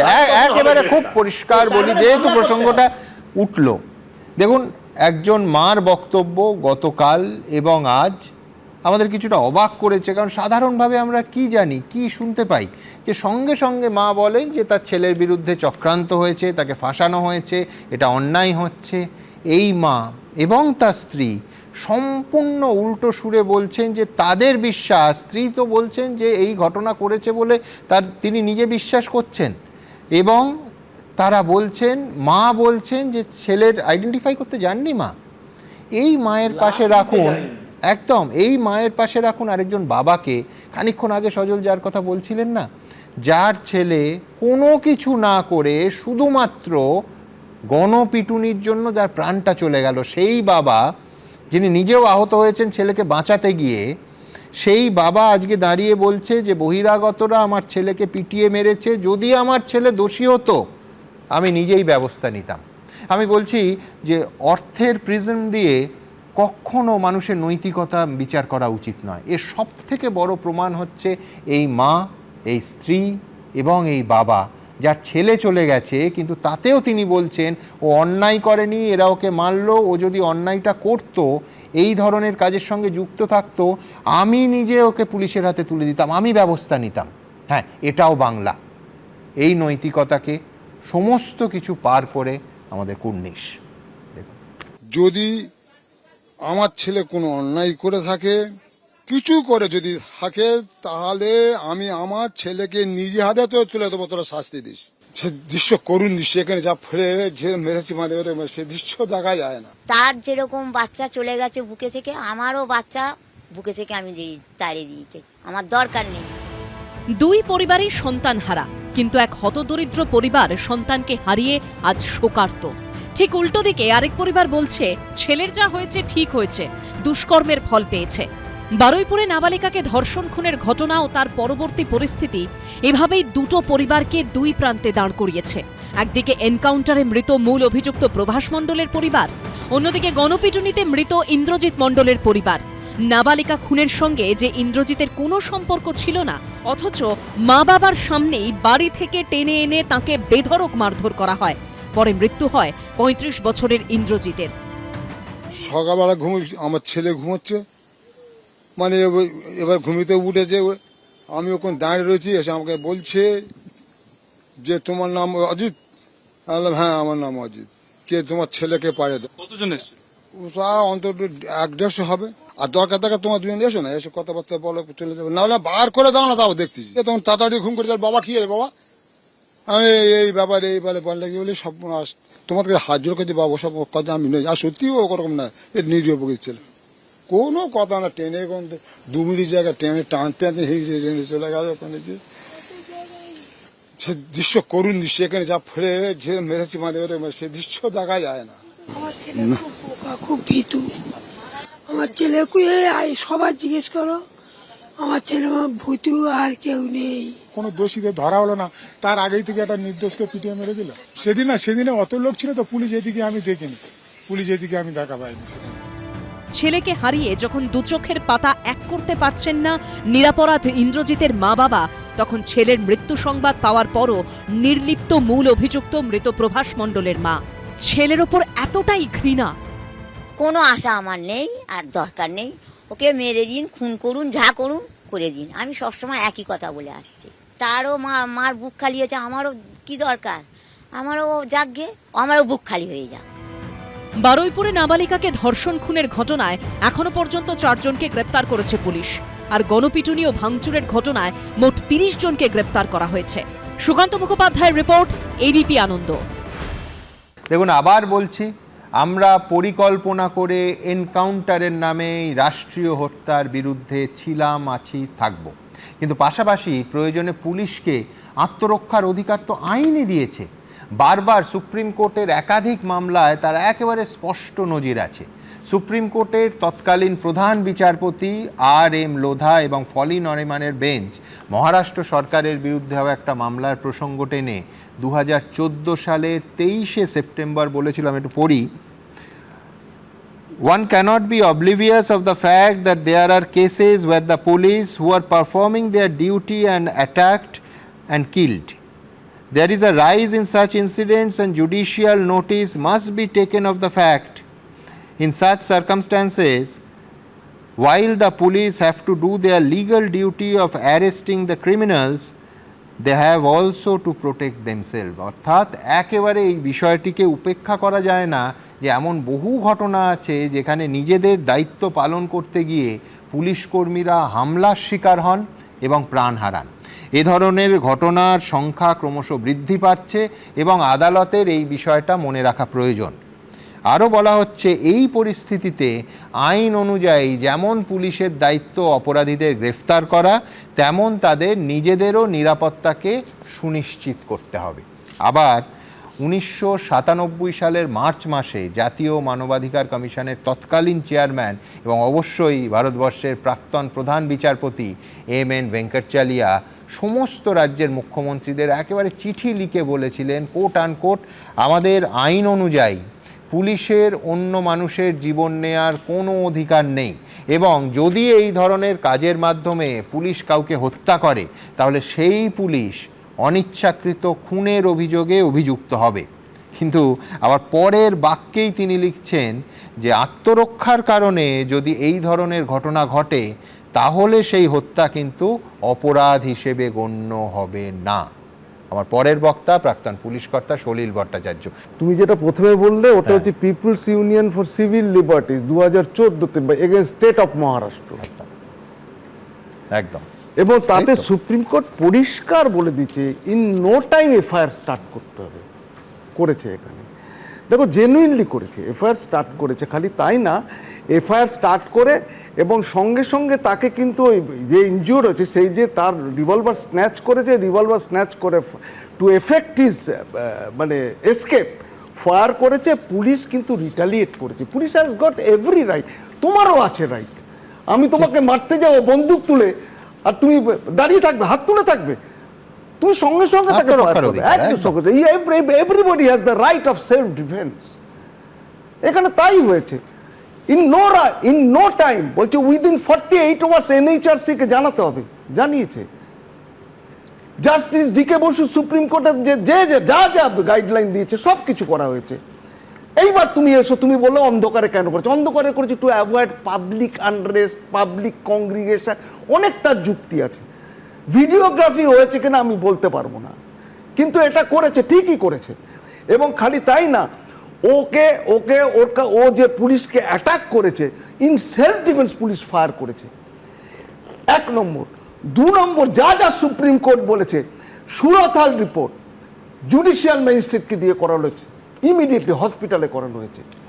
Postmortem, forensic state medicine Calcutta medical কলেজে করানো হয়েছে, আইন আছে, আন্ডার ভিডিওগ্রাফি। সুমান আন্ডার ভিডিওগ্রাফি করেছে, যা করেছে রিলিজিয়াসলি করেছে। আমি বিশ্বাস করো, it is not a killing, it is not an annihilation. এই যে অভিষেক ব্যানার্জি বলেছে যে কিষেনজিকে আমার সরকার খুন করেছে, কোথায় অ্যাপয়েন্টমেন্ট হচ্ছে? এখনই 14 বছর পরে হলে ওর এগেন্সটে কেস করে মামলা করে ওকে অ্যারেস্ট করা দরকার এখনই। ওর গভর্নমেন্টে যারা যারা ছিল সেই সময় কারা কারা ছিল, দেখাচ্ছে 500 ইএফআর ফোর্স ক্রলিং করে করে একটা লোককে, সুচিত্রা মাহাতোকে দিয়ে ওকে ডাকিয়ে এনে ওকে হত্যা করা হয়েছিল। এটা তো তা নয়, এটা কিন্তু in discharging of bonafide government duty, এ সম্পর্কে কোনো সন্দেহ নেই। নাহলে দেখো জন্মদাত্রী মা, সে বলছে যেমন কর্ম তেমনি ফল। কোন যন্ত্রণা থেকে বলছে, কোন যন্ত্রণা থেকে বলছে, পেটে জন্ম দিয়েছে তাকে। স্ত্রী বলছে বিয়ের পর থেকে ওর চরিত্র এরকম খারাপ। সবাই বলছে, কেউ কারোর রিপেন্টেন্স নেই, রিপেন্টেন্স আছে কৃষাণু আর তথাকথিত কিছু লোকে। অনেকক্ষণ বলেছো, অনেকক্ষণ আগে থেকে বলেছো, দেখে নেবে বাড়ি গিয়ে। আমি তো আগে সমর্থন করলাম, তার বাড়ির লোকের কারণ মানে আমি কিন্তু সবচাইতে আচ্ছা ঠিক আছে, সবচাইতে বড় কথা যেটা, যে এখনো কিন্তু একটা পুলিশের কাজ অধরা রয়ে গেছে, ইন্দ্রজিতের লিঞ্চিংটা। এটা কিন্তু সুপ্রিম কোর্টের অর্ডার হয়েছে, মব লিঞ্চিং আর ওই 304 culpable homicide not amounting to murder আর চলে না, 302 হবে। আপনারা জানিয়ে রাখি 30 জন গ্রেফতার হয়েছে। না, 30 জন হয়েছে ভ্যান্ডালিজমের জন্য, তার মধ্যে এরাও আছে 4 জন 4। তুমি দেখো এখনই দেখো, দুজন ছিল, দাঁড়া, দুজন অ্যারেস্ট হয়েছিল, দুজন অ্যারেস্ট হয়েছে আর দুজন পরে হয়েছে। না, লিঞ্চ করেছো, মব লিঞ্চ, এটা সজল, এটা মব লিঞ্চ, এতে আরো বেশি লোক অ্যারেস্ট হবে, মানে গণপিটুনি যেটা বলেছে, এটা অর্গানাইজড লিঞ্চিং হয়েছে। সুতরাং এর সম্পর্কে কোনো সন্দেহ নেই। রেলওয়ে ট্র্যাক উঠিয়ে নিয়েছে, পুলিশের জিপ 3টে। বাবার কথা শুনলেন, বলছে বহিরাগত বাইরের লোক গিয়ে, বাইরের লোক নিয়ে এসে কংগ্রিগেশন করেছে, এটা অর্গানাইজড একটা মব। এই অর্গানাইজড মবটা লিঞ্চ করেছে ইন্দ্রজিৎকে। ইন্দ্রজিৎ হয়তো ওদের সঙ্গে মেলামেশা করতো, but he was not in the milling, ছিল না। কথা বলছি, মানে 2 মাস ধরে, আমার সময় কেন বলছো তুমি? তোমার আপনাকেই বলছি, বলো। 2 মাস ধরে তৃণমূল কংগ্রেসের নেতা কর্মীদের ডিম ছোড়া, পাথর ছোড়া, যেগুলোকে যারা লেজিটিমাইজ করা হলো, যেগুলোকে এখনো লেজিটিমাইজ করা হয়েছে, আমাদের বেশ কয়েকজন কর্মী সমর্থক মারা গেছে, জেলে যারা আছেন সেটা বাদ দিলাম, আজকে কুচবিহার থেকে আমরা সেই ভিডিও দেখেছি, তো তাহলে সেইগুলোর বিচার কি হবে না? তৃণমূল বলে সেইগুলো পর্যায়ে পড়ে না? একজন মন্ত্রী যে পরবর্তীকালে ডিম নয় ইট মারা হবে, এবং এখন শুধু তৃণমূল টার্গেট নয়, এখন ইন্টেলেকচুয়াল বুদ্ধিজীবী এবং কমিউনিস্টরাও টার্গেট। তো এই যে জায়গাটা, মানে তার ব্যাপ্তিটা বাড়ছে, আপনিও টার্গেটে আছেন, আপনি ব্যাপ্তিটা, আপনি আছেন বলে আজকে লেজিটিমাইজ করা হলো তৃণমূলকে লিঞ্চ করা, এখন একটার জন্য আপনি বলছেন একটা অর্গানাইজড মার্ডার হলো, আর ও বলছে ডিমে হত্যা হয়েছে।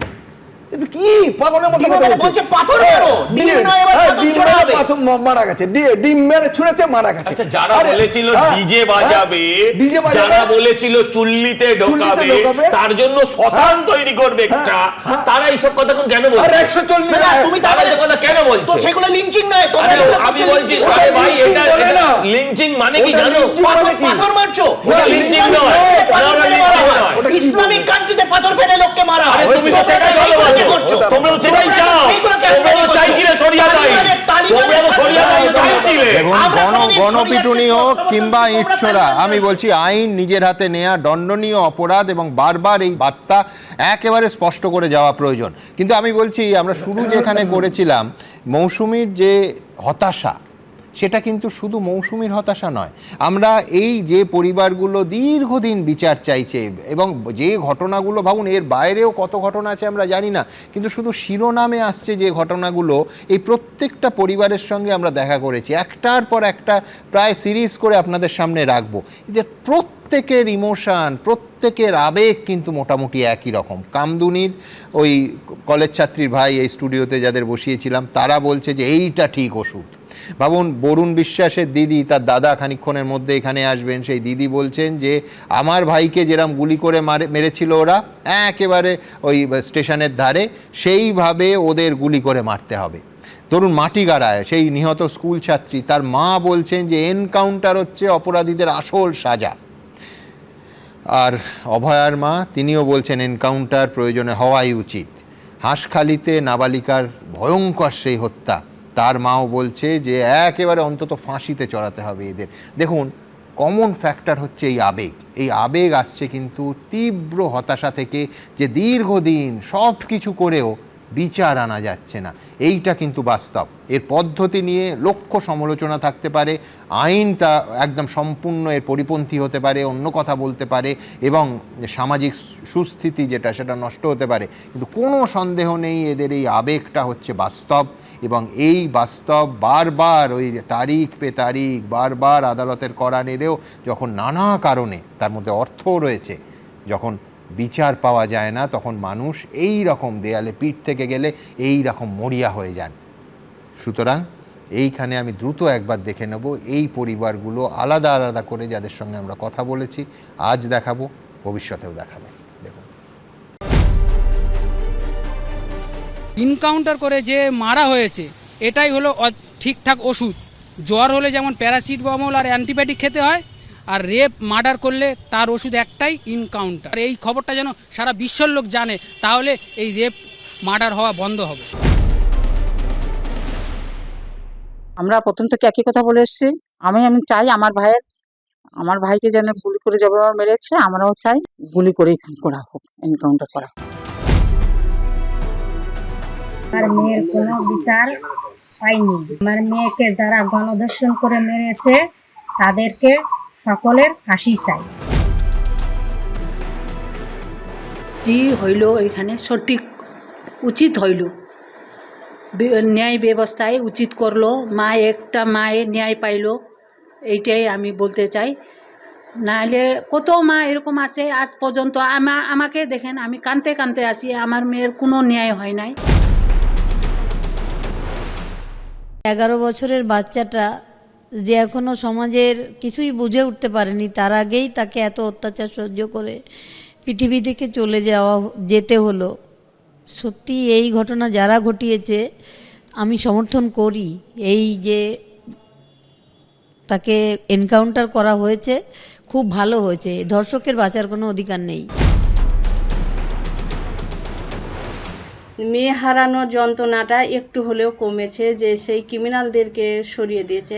আরও ওর সঙ্গে যারা অভিযুক্ত আছেন তাদেরকেও এনকাউন্টার কি ফাঁসি দিতেই হবে সরকারের কাছে, এটাই দাবি। এটা আমার দাবি, সবার দাবি থাকবে। দেখুন, তামান্নার মা যখন বলছিলেন এই অনুষ্ঠানে, ওই দিন প্রথম তিনি বলেছিলেন যে 24 জন এফআইআর নেম তারা ঘুরে বেড়াচ্ছে। আমি বলছি এইখানেই একটা সরকারের সদিচ্ছের প্রশ্নটা আসে। তার কারণ সেই 24 জন কিন্তু শেষ পর্যন্ত গ্রেফতার হলো, এবং কয়েক ঘন্টার মধ্যে। আমি আবার বলছি সাধারণ মানুষের এই হতাশা থেকে আইন নিজের হাতে তুলে নেয়ার প্রবণতা, যেটা সমর্থন করি না, কিন্তু এই প্রবণতার জন্ম হয় কিন্তু গভীর হতাশা থেকে। দেখুন, আমি তাতে খুশি হয়েছি, এনকাউন্টার হয়েছে, অত্যন্ত খুশি হয়েছি। অসুর বধ শুরু হয়ে গেছে। এই সবার ক্ষেত্রে একটা জিনিস কমন, কারো ঘরের মেয়েকে, কারো বন্ধুকে নৃশংসভাবে নির্যাতনের পর শেষ করে দেওয়া হয়েছে। তারপর বিচারের অপেক্ষায় কেটেছে বা কাটছে মাসের পর মাস, বছরের পর বছর।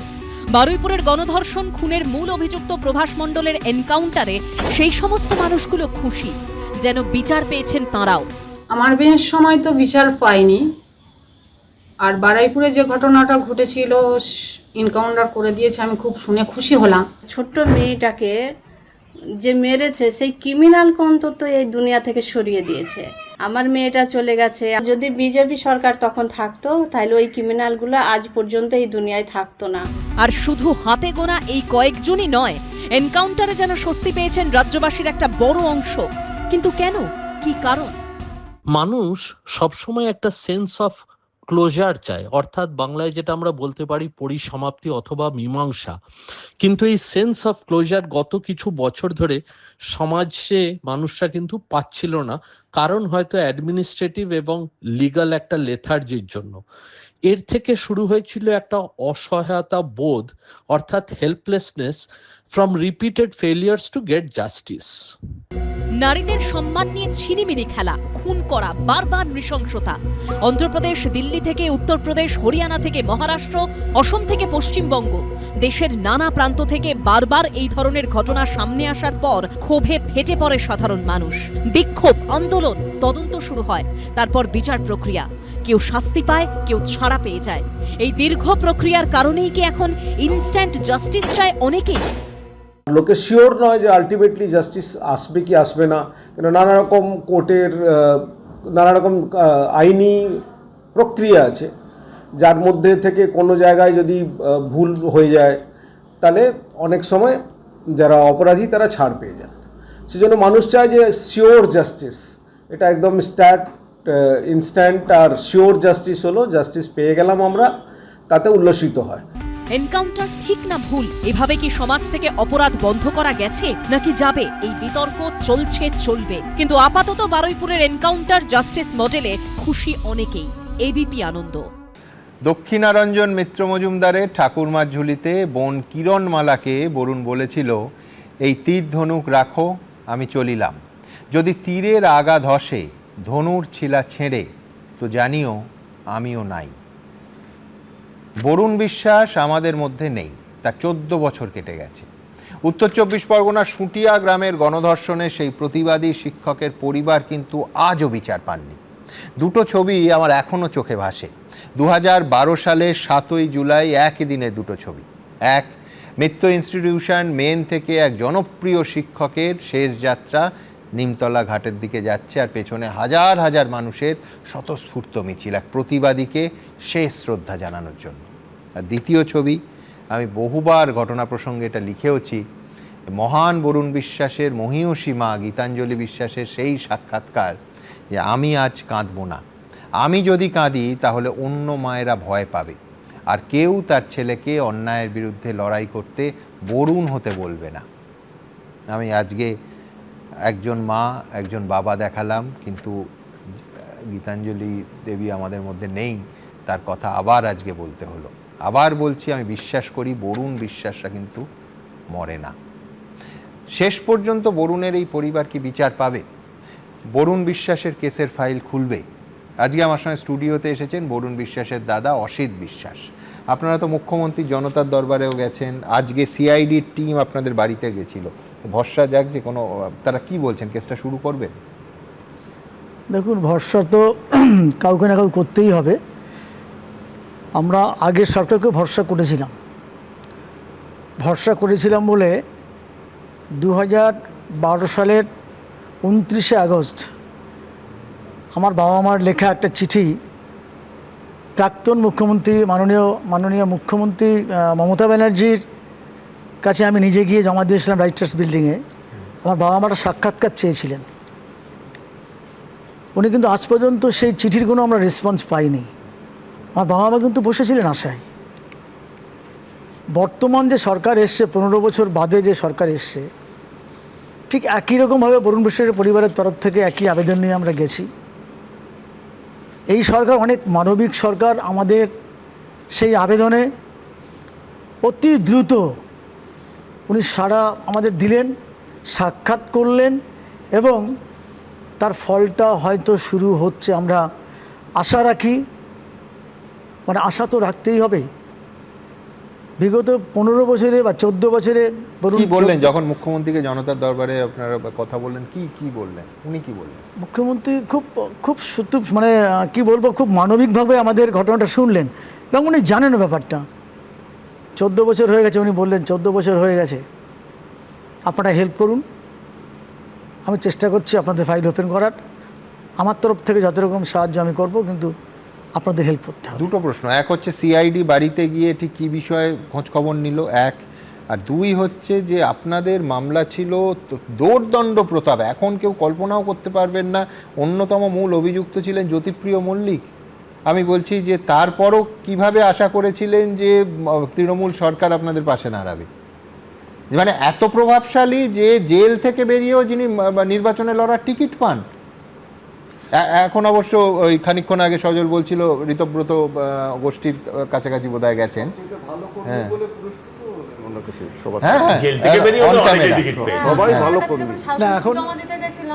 উনি বলেছিলেন যে জ্যোতিপ্রিয় মল্লিক আমাদের গ্রামে বলেছে কি হবে এসব গলায় মাদুলি করে ঝুলিয়ে রাখুন। ওনার ওনার পাশে মানে ওনার সত্যি অনেক গুণ আছে, যে চোরতে মানে খাদ্য চুরিতে, গরিবের খাদ্য চুরি থেকে নিয়ে মানে বিচার দেবে না, যে আমরা যে বিচারের জন্য সেটা বলছে কিনা মাদুলি করে গলায় ঝুলিয়ে রাখুন। মানে এটা কোনো ভাষা হলো? অভিষেক বন্দ্যোপাধ্যায় কি বলে যে কোন সারাকে ইয়ে আছে ডিজে বাজাবো, মানে এদের এত ভাষা খারাপ, এরা সমাজের বুকে এমন যে কোন বাপ আছে, মানে এসব কোনো ভাষা হলো?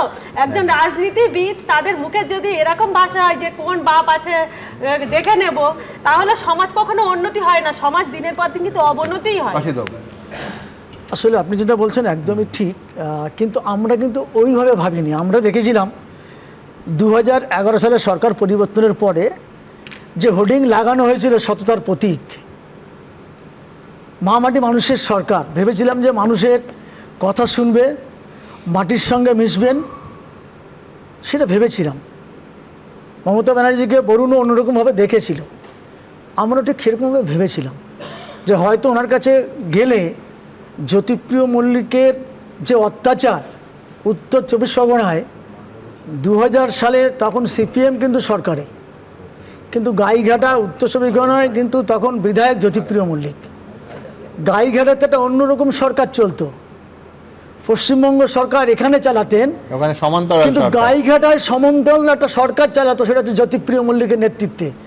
ওই এলাকার যত অ্যান্টি সোশ্যাল সেটা ছিল জ্যোতিপ্রিয় মল্লিকের তার সঙ্গী সাথী। আমরা ভেবেছিলাম, আমাদের পরিবার ভেবেছিলাম, যদি এই কথাগুলো মাননীয় মুখ্যমন্ত্রী মমতা ব্যানার্জির কাছে আমরা তুলে ধরতে পারি, তাহলে হয়তো একটা সুরাহা পাবো। আমরা সেইটার দিক দিয়ে, সেই সততার প্রতীকের দিক দিয়ে গেছিলাম, কিন্তু সততার প্রতীক আজকে 15 বছর বাদে যেটা বেরোচ্ছে, কোন সততা দিয়ে উনি এসেছিলেন সেটা আজকে পশ্চিমবঙ্গ নয়, আমার মনে হয় পৃথিবীতেও এটা প্রকাশ হয়ে যাচ্ছে যে একটা সরকারের ক্যাবিনেট মন্ত্রী থেকে শুরু করে তার নিচতলার এমন কোনো লোক নেই যে তারা কোনো রকম চুরি কাজের সঙ্গে যুক্ত নয়, এবং ক্যাবিনেট মন্ত্রী একজনের পর একজন জেলে যাচ্ছে। এটা স্বাধীন ভারতবর্ষের পরে মনে হয় কোনো একটা রাজ্যের লজ্জা। আমরা এতটা তখন ভাবিনি, আমরা ওনাকে সততা ভেবেই কিন্তু গেছিলাম, কিন্তু পরবর্তীকালে দেখলাম এই জেল খেটে এসে আসার পরেও এই যে বিগত ইলেকশনটা হয়ে গেল, উনি সেই জ্যোতিপ্রিয় মল্লিক ওরফে বালুকে যে সার্টিফিকেট দিলেন, আমরাও অভিভূত, দেওয়ারই কথা। কারণ তো উনি তো এই সরকারই চেয়েছিলেন, উনি তো শিক্ষিতদের চাননি। আজকে শিক্ষিতরা গাছতলায়, আজকে পয়সা দিয়ে যারা চাকরি কিনেছে তারা রয়েছে আপনার এসি রুমে, তারা রয়েছে ছাদের তলায়, আর শিক্ষিতরা গাছতলায়। উনি তো এই সরকারই চেয়েছিলেন, আমরা তো এখন প্রমাণ পাচ্ছি ওনারা কী চাইছিলেন। সুতরাং আমি দ্রুত এই যে অসিতবাবুর হতাশাটা, আবার বলছি এটা কিন্তু ওনার বা মৌসুমীর একার হতাশা নয়।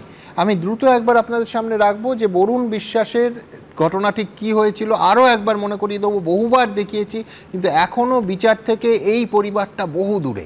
দেখুন, প্রথমে কলকাতা পুলিশ, তারপর সিবিআই তদন্তের উপর ভিত্তি করে আরজিকর কাণ্ডে নিম্ন আদালত সঞ্জয় রায়কে আমৃত্যু কারাদণ্ডের শাস্তি দিয়েছে। এই পরিস্থিতিতে বিজেপি সরকারে আসার পর নতুন করে খুলেছে আরজিকর ফাইলস, আর এই আবহেই জোরালো হচ্ছে বরুণ বিশ্বাস মার্ডার ফাইলস খোলার দাবিও।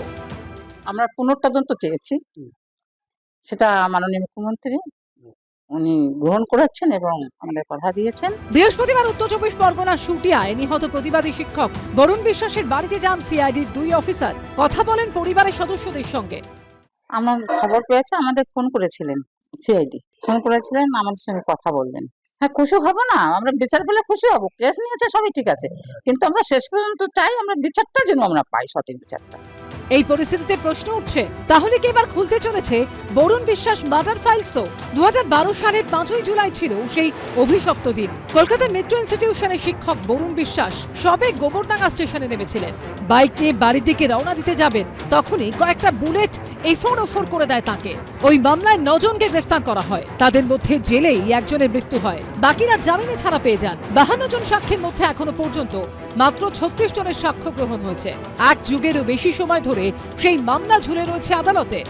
সমাজের জন্য যে প্রতিবাদ করে গেল, তার জীবনটাই তারা কেড়ে নিল, তাদের পথের কাটা হয়ে দাঁড়িয়েছিল, তার তাকে কর্মকাণ্ড, তোলাবাজ, এই ধর্ষণ খুন তারা করতে পারবে না, তাই জ্যোতিপ্রিয় মল্লিক তার পথের কাটা সরিয়ে দিতে একদম মাস্টার প্ল্যান করে আমার ভাইটাকে পৃথিবী থেকে সরিয়ে দিল।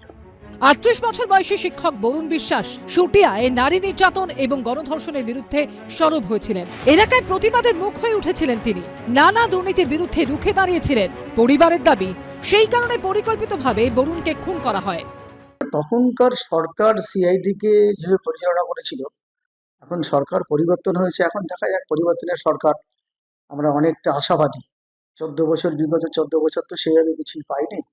তো এই সরকারের কাছে আমরা অনুরোধ করার পরে সুন্দরভাবে যে সাড়া দিয়েছেন, এটা আমাদের কাছে একটা পজিটিভনেস, আমাদের মনে হচ্ছে পজিটিভ। গত 4 জুলাই বরুণ বিশ্বাসের হত্যাকাণ্ডের পুনঃতদন্তের দাবি নিয়ে মুখ্যমন্ত্রী শুভেন্দু অধিকারীর দ্বারস্থ হয় বিশ্বাস পরিবার।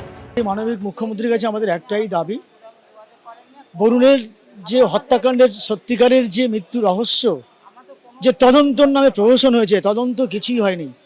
আমরা চাইছি প্রকৃত ফার্দার ইনভেস্টিগেশন যদি সম্ভব হয়। এবার কি তাহলে বরুণ বিশ্বাস মার্ডার ফাইলস খোলা শুধুই সময়ের অপেক্ষা?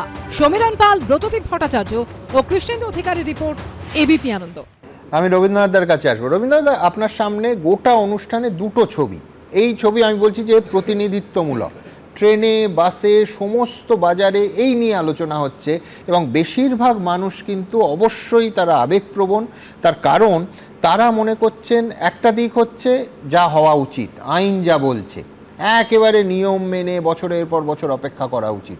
আর একটা মানুষের অভিজ্ঞতা বলছে প্রজন্ম চলে যাচ্ছে, বিচার আসছে না, অতএব চট জলদি এই ধরনের এনকাউন্টার, বিশেষ করে যদি দাগিদের ক্ষেত্রে এটা বাস্তব যে মানুষের বিপুল সংখ্যক মানুষের সমর্থন পাচ্ছে। এবং শুধু এই রাজ্যে ভাববেন না, আমি দেখছিলাম শাসক, বিরোধী, বিজেপি বিরোধী সমস্ত দলের, মানে সেটা অন্ধ্রপ্রদেশের ওয়ারাঙ্গালে, ওদিকে তেলেঙ্গানায়, ওদিকে উত্তরপ্রদেশের কানপুরে এবং যোগী রাজ্যের চলার সময় মহারাষ্ট্রে একটার পর একটা বিরাট লিস্ট করছিলাম যে সমস্ত দলমত নির্বিশেষে কিন্তু এই এনকাউন্টার হয়েছে, বেশিরভাগ ক্ষেত্রে সাধারণ মানুষের সমর্থন পেয়েছে। আপনার বিশ্লেষণ কি? দেখুন, এখানে দুটো ঘটনা বলা হলো, মানে একটা হচ্ছে বারুইপুরের ঘটনা আর একটা শুটিয়ার ঘটনা। দুটো ঘটনার মধ্যে একটা কমন থ্রেড আছে, সেটা হচ্ছে দুটো ক্ষেত্রে কিন্তু ধর্ষণের একটা বিরাট ব্যাপার আছে। মানে বরুণ বিশ্বাসের ক্ষেত্রে 80 জন মহিলা অভিযোগ জানিয়েছিল যে তারা বিভিন্ন এজের তারা ধর্ষিত হয়েছে। আমি প্রথমে বারুইপুরের ঘটনার ক্ষেত্রে আসি। দেখুন, আমি মানে যেহেতু আমি সাধারণ মানুষ, রাজনৈতিক নেতা নই, আমার কোনো সেই অর্থে অর্গানাইজেশনও কিছু নেই, আমি চায়ের দোকান বা রাস্তায় ঘাটে যে আলোচনা, তাতে আমি বুঝেছি সাধারণ মানুষ কিন্তু খুব খুশি। তারা খুশি এই কারণে, এর ক্ষেত্রে এই বারুইপুরের ঘটনায় নাম নিতেও ঘেন্না লাগে, তার কোনো সহানুভূতির জায়গা নেই। যে নিজে স্বীকার করেছে ওই নৃশংস পাশবিক অত্যাচার করেছে 11 বছরের মেয়েটির উপর, তার মা তাকে ডিজন করেছে, তার স্ত্রী তাকে ডিজন করেছে, তাকে সমাজ ওন করতে যাবে কেন? এটা হচ্ছে তাদের পরিষ্কার ঘটনা। এবং এটা যে হলো, তার কারণটা হচ্ছে এই যে খুশির ব্যাপারটা, এটার কারণ হচ্ছে মানুষ হয়তো বিচারের কথাই বলতো, কিন্তু গত 15 বছরে একটা রাজনৈতিক সদিচ্ছাও আমরা আগের রাজনৈতিক নেতৃত্বের কাছ থেকে দেখিনি। তার কারণ আপনি দেখুন, কামদুনি, প্রথম পার্ক সার্কাস থেকে শুরু হয়েছিল, কামদুনি, হাঁসখালি, অভয়া, প্রত্যেকটা ক্ষেত্রে মানুষ দেখেছে যে সর্বোচ্চ নেত্রী দাঁড়িয়ে থেকে এই ধর্ষকদের কি করে মুক্তি দেওয়া যায় তার ব্যবস্থা করেছে। এখন যখন একজন সরকারের প্রধান হিসেবে এসছে, যে এই সদিচ্ছা দেখানোর কথা বলছে, দর্শকদের শাস্তি দেব বলছে, তখন তারা খুশি হচ্ছে। দ্বিতীয় নম্বর, দেখুন, এই যে বছরের পর বছর তদন্ত হচ্ছে, তদন্তের পরও কামদুনিতে 3 জনের যাবজ্জীবন হলো, 2 জনের যাবজ্জীবন হলো, 3 জনের মানে কি 3 জনের যাবজ্জীবন হলো, 3 জনের ফাঁসির আদেশ হলো। তারপরে কিরকম বস্তা তদন্ত করলো, যে তদন্ত করলো তা এখন সাসপেন্ডেড হয়ে আছে সেই পুলিশ অফিসার, কিন্তু তার ফলে তারা বেকসুর খালাস হয়ে গেল। তাহলে এই তদন্তের পর মানুষ ভরসা রাখবে কি করে? তারা মনে করছে পুলিশের হাতে গেলে, তদন্তের হাতে গেলেই দিনের পর দিন, যখন এই লোকটি বলেছে, যে নিজে স্বীকার করেছে যে এই নারকীয় ঘটনা ঘটিয়েছে, তখন তাকে মেরে দাও, কোনো দরকার নেই। একটা কেসে 14 বার পিপি চেঞ্জ। আর মানে ভাবুন, বরুণ বিশ্বাস আমরা যখন রিপোর্টিং করেছি, একজন কেউ নেই যে সামান্য অন্য কিছু বলছেন। মানে একটা গোটা জনগোষ্ঠী যার নামে মানে কপালে হাত থাকাচ্ছে, সে বিচার পেল না, যার ফিল্ম হলো এবং সেই ফিল্ম জনপ্রিয় হলো, কিন্তু শুধু সে বিচার পেল না। মানে এক্ষেত্রে তো আমি প্রথম বলবো বারুইপুরের ক্ষেত্রে একটা ফাস্ট ট্র্যাক কোর্ট করা হচ্ছে, কিন্তু উল্টো দিকটাও আছে। দেখুন এই যে বরুণ বিশ্বাসের কেস, এই যে রুল অফ ল কিন্তু ভায়োলেটেড হওয়া উচিত না। বরুণ বিশ্বাসের কেসে ধরুন যারা ধরা পড়লো তাদের কাউকে যদি মেরে দেওয়া হয়, কারা চক্রান্তটা করেছিল, তাহলে সেই চক্রান্তটা তো ধরাই পড়বে না। এই যে ঘৃণ্য লোকটি যাকে মেরে ফেলা হয়েছে, সেই লোকটি মানে তার যদি নার্কো টেস্ট করা হতো হয়তো বা আরো কিছু তথ্য দিতে পারতো, সেই জায়গা থেকে কিন্তু আমরা বঞ্চিত হলাম। দ্বিতীয় নম্বর, দেখুন যে পুলিশ অফিসারের রিভলভার ছিল তিনি তো ট্রেন্ড একজন পুলিশ অফিসার, তাহলে তার বিরুদ্ধে তদন্ত হওয়া দরকার যে তার এমন একজন পুলিশ অফিসার যার রিভলভার চিনিয়ে নিচ্ছে তিনি সেখানে গেলেন কি করে। এবং বস্তুতপক্ষে তার আগেরটা ভাবুন, আনন্দ সর্দার পাবলিক তুলে দিল, পুলিশকে তার হাত থেকে পালিয়ে গেল।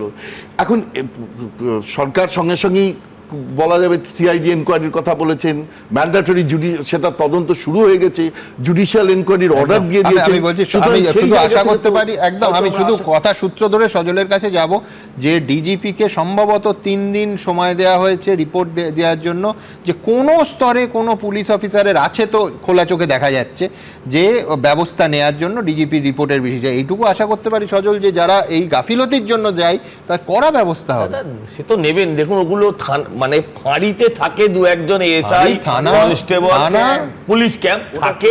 আমি বলছি সামগ্রিকভাবে ওই পালিয়ে যাওয়া কিছুক্ষণের জন্য বা আবার তারপরে মানুষের হাতে ধরা পড়ে না।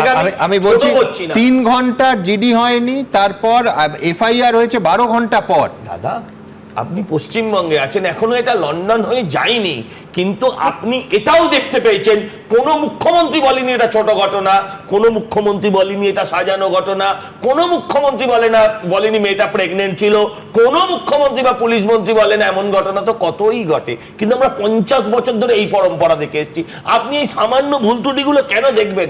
আমি আপনাকে বলছি, আমি বুঝতে পারলাম না গরিব মানুষ থানায় গেলে বিচার পাবে। সবের মতো হিরিয়াস ক্রিমিনাল তাকেও কিন্তু বিচারের প্রক্রিয়ায় শাস্তি দেওয়া হয়, সেইটা কিন্তু সুনিশ্চিত করা। তাদের বিরিয়ানি খাওয়াতে চান খাওয়াতে পারেন, আমার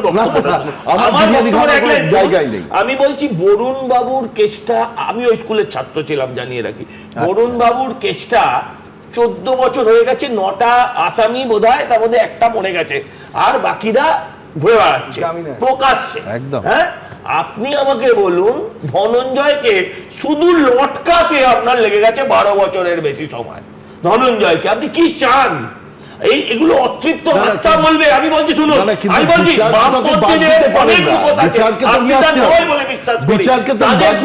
তাদের স্বাধীন সমাজ আছে, তাদের নাগরিক কমিটি আছে, তাদের বুদ্ধিজীবী আছে, যখন যে মুখোশটা পড়ার দরকার পড়ে নেয়। এরাই 2 দিন আগে বলছিল সন্ধ্যে হয়ে গেল, বিকেল হয়ে গেল, খরচা হলো কই, এরাই বলছিল ফেসবুকে, তারপরই ভোল পাল্টে। ওর জন্য কি কান্না, ওই যে প্রভাস মণ্ডলের জন্য কেঁদে ভাসিয়ে দিচ্ছে। আমি আপনাকে বলি শুনুন, এই ঘটনাটা নিয়ে এত কথা বলছেন, পশ্চিমবঙ্গে তো আরো অনেকগুলো ঘটনা এই কদিনে ঘটেছে, সেগুলো নিয়ে তো কেউ আলোচনা করছি না। সেগুলো নিয়ে তো 1 মিনিট, সেগুলো নিয়ে তো তৃণমূল রাস্তায় মোমবাতি নিয়ে নামেনি, সেগুলো নিয়ে তো একবারও বিকাশ বাবুকে কাঁদতে দেখা যায়নি। কারণটা ধর্ম। আবারও আমরা বলছি, আগেও বলেছি যে বিজেপি এলেই রেপ মার্ডার বন্ধ হবে না, কিন্তু মার্ডার করে রেপ করে কেউ পালিয়ে বাঁচতে পারবে না, অপরাধী আতঙ্কে মরবে।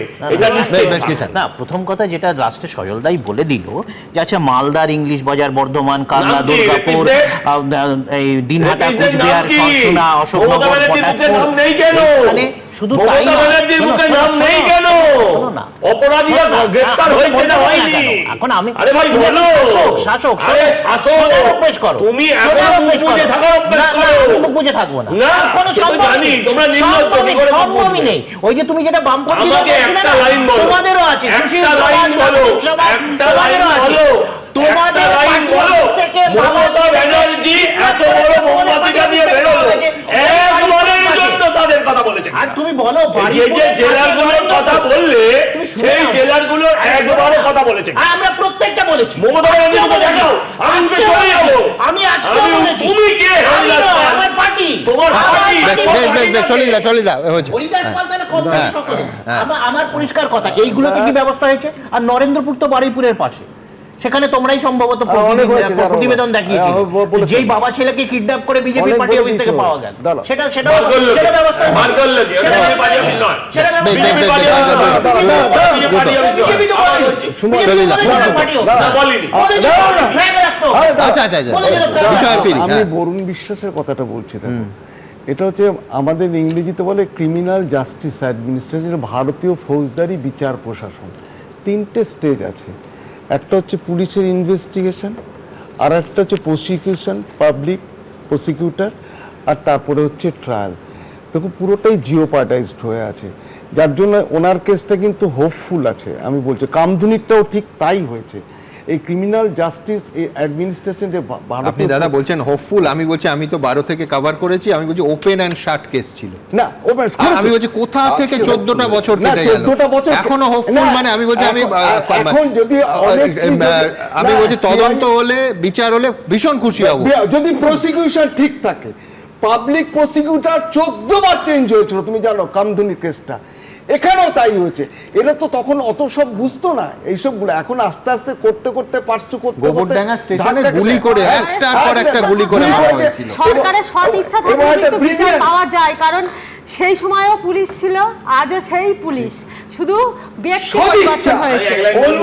ব্যক্তি পরিবর্তন হয়েছে, সেই সময় ছিল মুখ্যমন্ত্রী মমতা বন্দ্যোপাধ্যায়, এখন শুভেন্দু অধিকারী। তামান্নার মা বড় সিপিএম না বিকাশ বাবু বড় সিপিএম? তামান্নার মা অভিযোগ জানালেন মুখ্যমন্ত্রীর কাছে, বাড়ি যাবার আগে অপরাধী গ্রেপ্তার। তামান্নার মা বলছে encounter is a right thing. আপনি আমায় বলুন, আবার আপনি আমায় বলুন বিকাশ বাবু কেঁদে বাড়াচ্ছে। আমি আমার ব্যক্তিগত কথা বলছি, দল আইন প্রশাসন যে যাই বলুন, এই অপরাধের এই শাস্তি হলে পরেই অপরাধী ভয় পাবে। যতদিন শুনুন, পুলিশের হাতে লাঠি কোমরে বন্দুক থাকে কেন বলুন তো? যাতে ভয় পায়। একজন দেবতাও দেখাতে পারবেন না যাতে অস্ত্র নেই, ওই অস্ত্রটায় ভয়, ভয় থেকেই এটা খুব পরিষ্কার করে বলতে হবে যে এই প্রবণতা শুধু এখানে নয়, গোটা দেশ জুড়ে দলমত নির্বিশেষে বহু দলের ক্ষেত্রেই একই এনকাউন্টার, এবং বহু ক্ষেত্রে যারা করেছেন তারা সংবর্ধনা পেয়েছেন। দেখুন এনকাউন্টার। বারুইপুরে গণধর্ষণ ও খুনের নৃশংস ঘটনায় মূল অভিযুক্ত প্রভাস মণ্ডলের মৃত্যুর পর থেকেই এখন এই কথাটাই মুখে মুখে ফিরছে। ধর্ষণের পর অভিযুক্তদের এনকাউন্টার কিন্তু এই প্রথম নয়। বিভিন্ন সরকারের আমলে নানা সময় এনকাউন্টার হয়েছে, বিতর্ক হয়েছে, রাজনৈতিক ঝড় উঠেছে, কেউ খুশি হয়েছে, কেউ অখুশি। 2019 সালের 28শে নভেম্বর তেলেঙ্গানার সাদনগরে 44 নম্বর জাতীয় সড়কের আন্ডারপাস থেকে উদ্ধার হয়েছিল হায়দ্রাবাদের 26 বছরের তরুণী পশু চিকিৎসকের পোড়া মৃতদেহ। ঘটনার 7 দিনের মাথায় ভোররাতে ঠিক সেখানেই পুলিশের এনকাউন্টারের পর পড়ে থাকতে দেখা যায় জল্লু নবীন, লরি চালক মোহাম্মদ আরিফ, জল্লু শিবা এবং চিন্তাকুন্তা চেন্না কেশাভুলুর বুলেট বিদ্ধ ছিন্ন ভিন্ন শরীরগুলো। এই ঘটনার পর পুলিশ যেমন তীব্র সমালোচনার মুখে পড়েছিল, তেমনি সেই পুলিশের ওপর পুষ্পবৃষ্টিও হয়েছিল। পুলিশকে কাঁধে তুলে নাচা হয়েছিল, পুলিশের পা ছুঁয়ে প্রণাম করতেও দেখা গেছিল। সেই সময় তেলেঙ্গানা ছিল কে চন্দ্রশেখরের তেলেঙ্গানা রাষ্ট্র সমিতির সরকার। 2008 ডিসেম্বর মাস, অন্ধ্রপ্রদেশে তখন কংগ্রেসের সরকার। মুখ্যমন্ত্রী YS রাজশেখর রেড্ডি। এক তরুণীর উপর অ্যাসিড হামলা ও খুনের ঘটনায় উত্তাল হয় ওয়ারাঙ্গল। 48 ঘন্টার মধ্যে গ্রেপ্তার করা হয় 3 অভিযুক্তকে। অভিযুক্তদের পুনর্নির্মাণে নিয়ে যাওয়ার সময় একই ঘটনা ঘটে, এনকাউন্টারে মৃত্যু হয় 3 জনেরই। 2024 সেপ্টেম্বর মাস, মহারাষ্ট্রের ক্ষমতায় বিজেপি শিন্ডে সেনা সরকার। বদলাপুরে স্কুল ছাত্রী নিগ্রহের ঘটনায় এনকাউন্টারে মৃত্যু হয় অক্ষয় শিন্ডে নামে অভিযুক্তের। তাঁর বিরুদ্ধেও পুলিশের রাইফেল ছিনিয়ে গুলি করার অভিযোগ উঠেছিল। চলতি বছরের 2রা জানুয়ারি যোগী আদিত্যনাথের উত্তরপ্রদেশে 6 বছরের মেয়েকে যৌন নির্যাতনের পর ছাদ থেকে ছুঁড়ে ফেলে খুনের অভিযোগ ওঠে। অভিযুক্তদের গ্রেপ্তার করতে গিয়ে এনকাউন্টার হয়, জখম অবস্থায় গ্রেপ্তার করা হয় অভিযুক্তদের। চলতি বছরের 30শে মে বিজেপি শাসিত অসমের নলবাড়িতে এক ছাত্রনেতা ও এক ছাত্রীকে খুনের অভিযোগ ওঠে আশিক খান নামে এক যুবকের বিরুদ্ধে। ঠিক পরের দিনই অভিযুক্তকে ধরতে যায় পুলিশ, আর তখনই এনকাউন্টারে মৃত্যু হয় অভিযুক্তের। তেলেঙ্গানায় দেখেছি এই ধরনের ঘটনায় এনকাউন্টার করা হয়েছে, মহারাষ্ট্রেতেও আমরা দেখেছি আন্ডারওয়ার্ল্ডের লোকজনকে মোকাবিলা করার জন্য বিভিন্ন সরকার, বিজেপি, তার আগে কংগ্রেস, তারাও এই পদ্ধতি অবলম্বন করেছে। পশ্চিমবঙ্গের ক্ষেত্রেও কিন্তু কিষাণজিকে যেভাবে এনকাউন্টার করা হয়েছিল 2011 সরকার আসার পরে, সেটাও তো এনকাউন্টার। কোন বিষয়ে পুলিশ প্রশাসন এনকাউন্টারটা করবে সেটা বিচার্য বিষয়।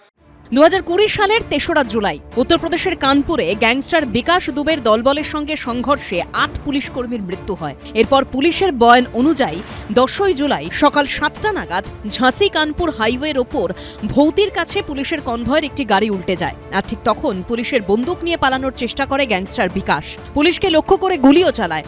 আর তখনই পুলিশের এনকাউন্টারে নিহত হয় বিকাশ।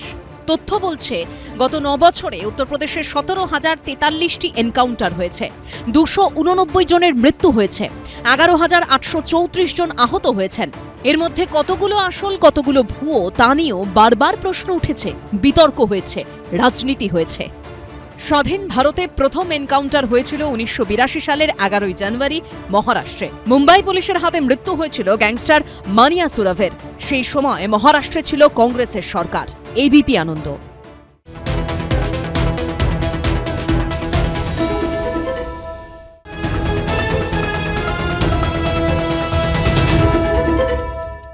এবিপি আনন্দ, এগিয়ে থাকে, এগিয়ে রাখে।